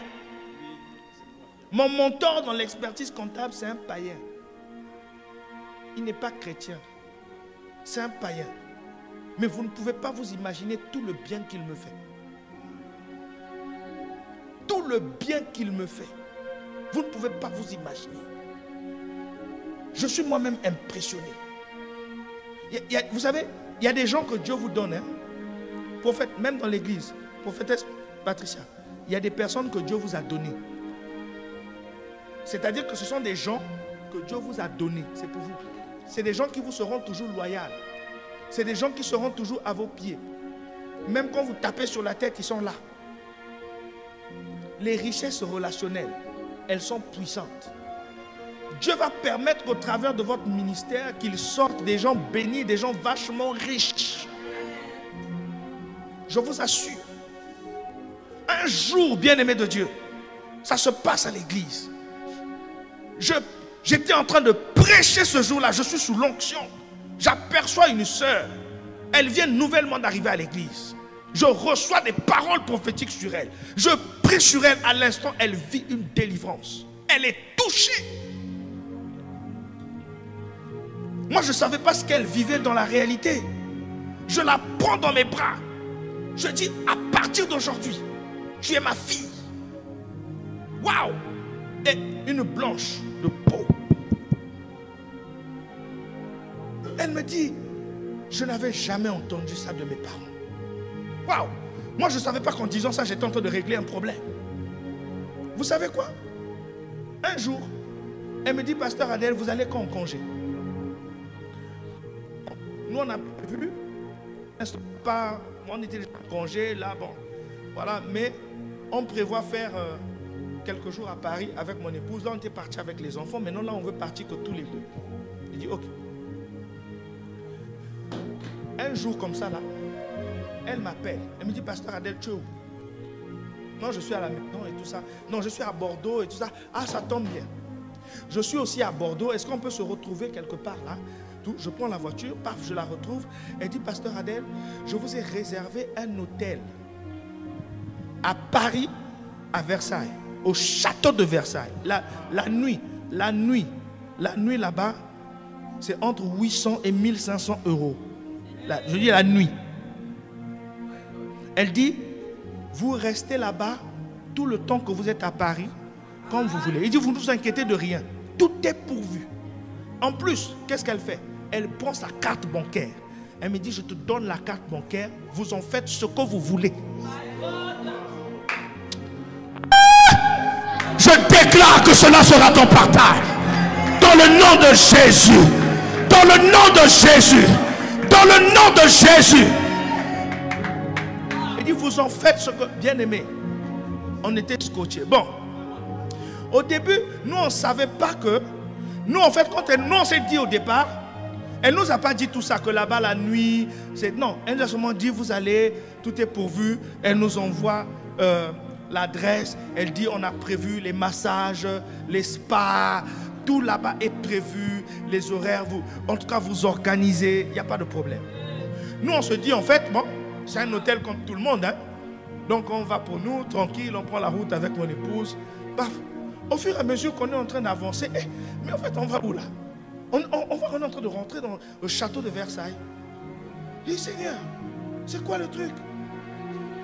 C'est quoi?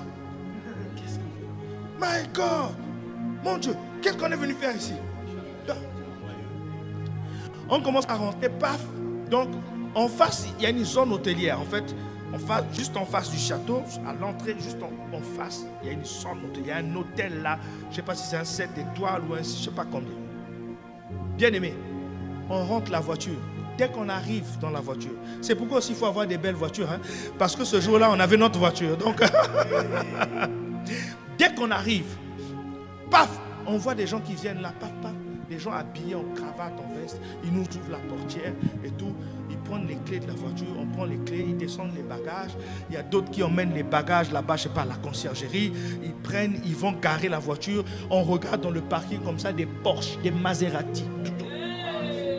Seigneur, my God. Nous, on s'est dit, mais qu'est-ce que cette soeur-là nous a fait? Je dis, mais c'est quoi le truc? C'est quoi le problème? Alléluia. Dès qu'on arrive à la réception, on fait les formalités. Vous sentez même que certains sont surpris de voir un peu, mais eux ils font quoi ici, hein? Genre un peu, c'est comme si c'est réservé quoi. Et là, la dame demande la carte donc pour prendre la caution de garantie. Et c'est donc là maintenant qu'on découvre que notre séjour là nous a coûté à peu près 4 000 euros pour 3 ou 4 jours. Oui. Authentique ce que je vous dis. Dès qu'on rentre dans la chambre, my God, une suite terrible. Il y avait la bouteille de champagne qui était... Oh my God. Est-ce que quelqu'un comprend de quoi je parle? Alléluia. Alléluia. Amen. Amen. Dites avec moi les richesses relationnelles. Les richesses relationnelles. Elles sont puissantes. Une relation peut te faire rentrer dans des endroits où tu n'es jamais rentré. Une relation peut te faire rentrer dans des endroits où tu n'es jamais rentré. Les richesses relationnelles, bien aimées, ne s'obtiennent pas toujours avec de l'argent. Est-ce que quelqu'un comprend de quoi je parle? Mais elles emmènent en fait à la manifestation l'argent. Parce qu'une personne peut t'aider, justement, une relation peut t'aider sur un projet que tu as. Donc parfois l'argent que tu es en train de chercher, frère, tu disais les banques, il y en a les business plans, l'argent que tu cherches là, parfois ça y est chez quelqu'un. Dites avec moi les richesses relationnelles. Prophète Mariska, le témoignage là, ce n'est rien. Il y en a d'autres plus puissants même. Hein? Ça là, c'est même seulement la goutte d'eau. C'est la goutte d'eau. Il y en a plein. Il y en a plein de témoignages comme ça. Un jour, bien aimé, j'avais un 5008. J'avais un 5008. Je partais à l'église, on rentrait à la maison et la voiture est tombée en panne sur la route et on a eu problème de voiture. Donc pendant au moins un mois, on louait une voiture. Et il y a une période, le prophète Jean-Marie Domoro, c'était je crois pendant la période du Covid, avait fait une conférence et tout ça en ligne. Je crois que c'était organisé par l'EPI et tout ça, une conférence en ligne. C'était toi, hein? Voilà. C'est toi qui gérais le live. Mais tu sais, il y a un truc qui s'est passé derrière le live, frère. Ce jour-là, c'est moi qui avais fait l'officiance. Et j'étais avec mon épouse dans un hôtel. Donc, vu qu'on faisait en ligne, tu te rappelles, non? Tu te rappelles, on était dans un hôtel. Tu sais, le jour-là, c'est le jour-là où on m'a offert ma voiture. C'est un couple pastoral. Bon, ils n'étaient pas encore pasteurs. Qui m'appelle? Il me dit, pasteur Adel, on a appris que vous avez eu un problème avec votre voiture et tout ça là, mais on aimerait vous voir. Vous êtes où? Je dis, on est à l'hôtel, comme demain sur le culte, donc on a préféré dormir à Bordeaux avec madame. On a laissé les enfants chez une famille là, donc là, on est à l'hôtel. Il dit, quel hôtel? On est à tel hôtel. Est-ce qu'on peut venir? Je dis, venez. Ils sont venus à l'hôtel. Ils arrivent à l'hôtel. Il dit, bon, on est en bas. Il dit, montez seulement dans la chambre. Et là, nous, on était en train de gérer l'histoire du live derrière en back-office avec le prophète Mariska. Il monte dans la chambre d'hôtel. Il dit, mon pasteur, on voit que vous êtes occupé. On ne va pas vous retenir pendant longtemps. Mais le Seigneur nous a dit de vous offrir une voiture. Choisissez la voiture que vous voulez.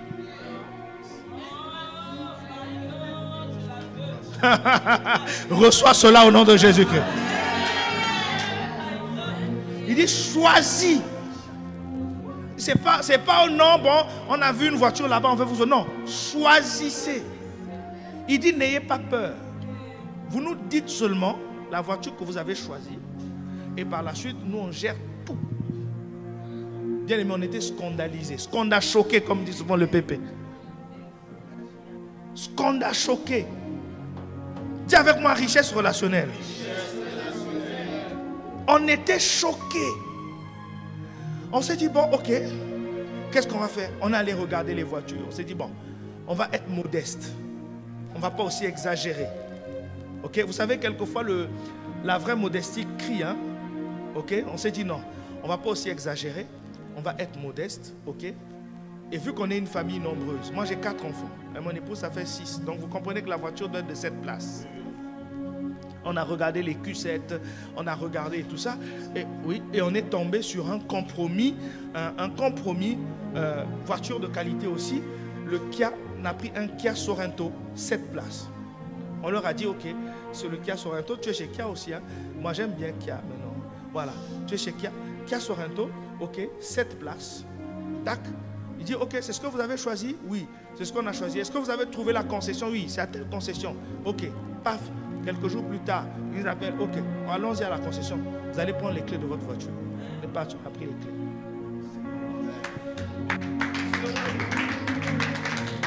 €0. Vous savez ce qu'ils nous ont dit? Ils nous ont dit qu'on était dans le secret en train de prier le Seigneur. Dieu nous a dit, il nous a montré que vous avez donné des voitures à des gens. Aujourd'hui, c'est à nous de vous donner une voiture. Amen.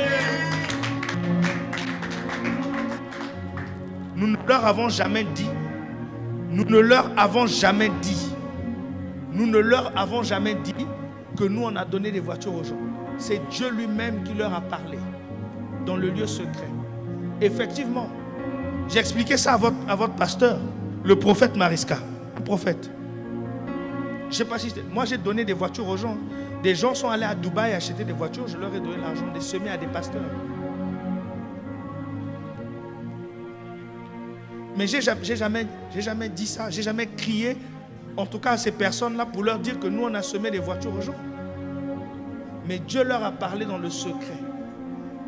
Et ils sont venus nous dire, Dieu nous dit, vous avez semé, donné des voitures, ok? Nous aussi, maintenant, on vous donne aussi une voiture. Dis avec moi, richesse relationnelle. Richesse relationnelle. Écoutez, il y a des gens qui sont devenus riches, on ne leur a pas donné l'argent. Il y a des gens qui sont devenus riches, on leur a juste connecté. Soit à un responsable d'achat quelque part, soit à un directeur d'entreprise quelque part, soit à... Je déclare que cette grâce est libérée dans cette église.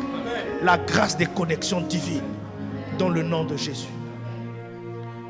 Et enfin, il y a ce qu'on appelle les richesses matérielles. Les richesses matérielles, ce sont les richesses, ce qu'on appelle les richesses injustes. Les maisons, les voitures, l'argent, ça s'appelle les richesses injustes. Pourquoi injustes? Injuste là, ça ne veut pas dire qu'il ne faut pas les apprendre. C'est pas ce que ça veut dire. Quand on dit richesse injuste, ce sont des richesses qu'on peut obtenir même par la corruption. C'est pourquoi vous allez voir quelqu'un, il a volé l'argent, il roule dans des Porsche, mais en fait c'est l'argent volé. Mais quand même il a la Porsche. Il a des grosses maisons, mais c'est de l'argent détourné. C'est du blanchiment. Mais quand même il a la maison. Ok? Vous allez voir une prostituée qui roule dans une belle voiture. Elle est dans la prostitution de luxe. Mais en fait, elle a une voiture de luxe. Mais c'est l'argent de la prostitution. C'est de l'argent sale. C'est pourquoi la Bible appelle ça des richesses injustes. Parce que même les injustes peuvent s'en procurer. Mais cela ne veut pas dire qu'on ne doit pas avoir ça. Non. Est-ce que quelqu'un comprend de quoi je parle? Donc vous comprenez que pour devenir riche, pour Dieu, il faut comprendre le processus de la richesse.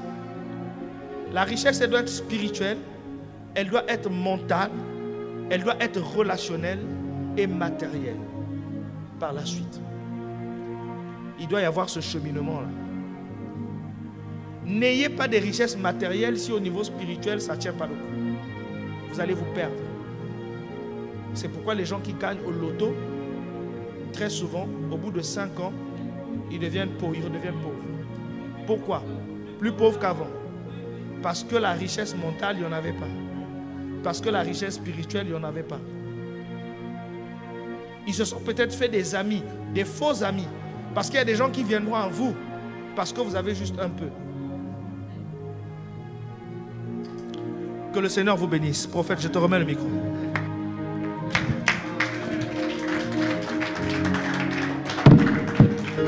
Wow. Est-ce qu'on peut acclamer Dieu? Est-ce qu'on peut acclamer le Seigneur? Tu as été béni.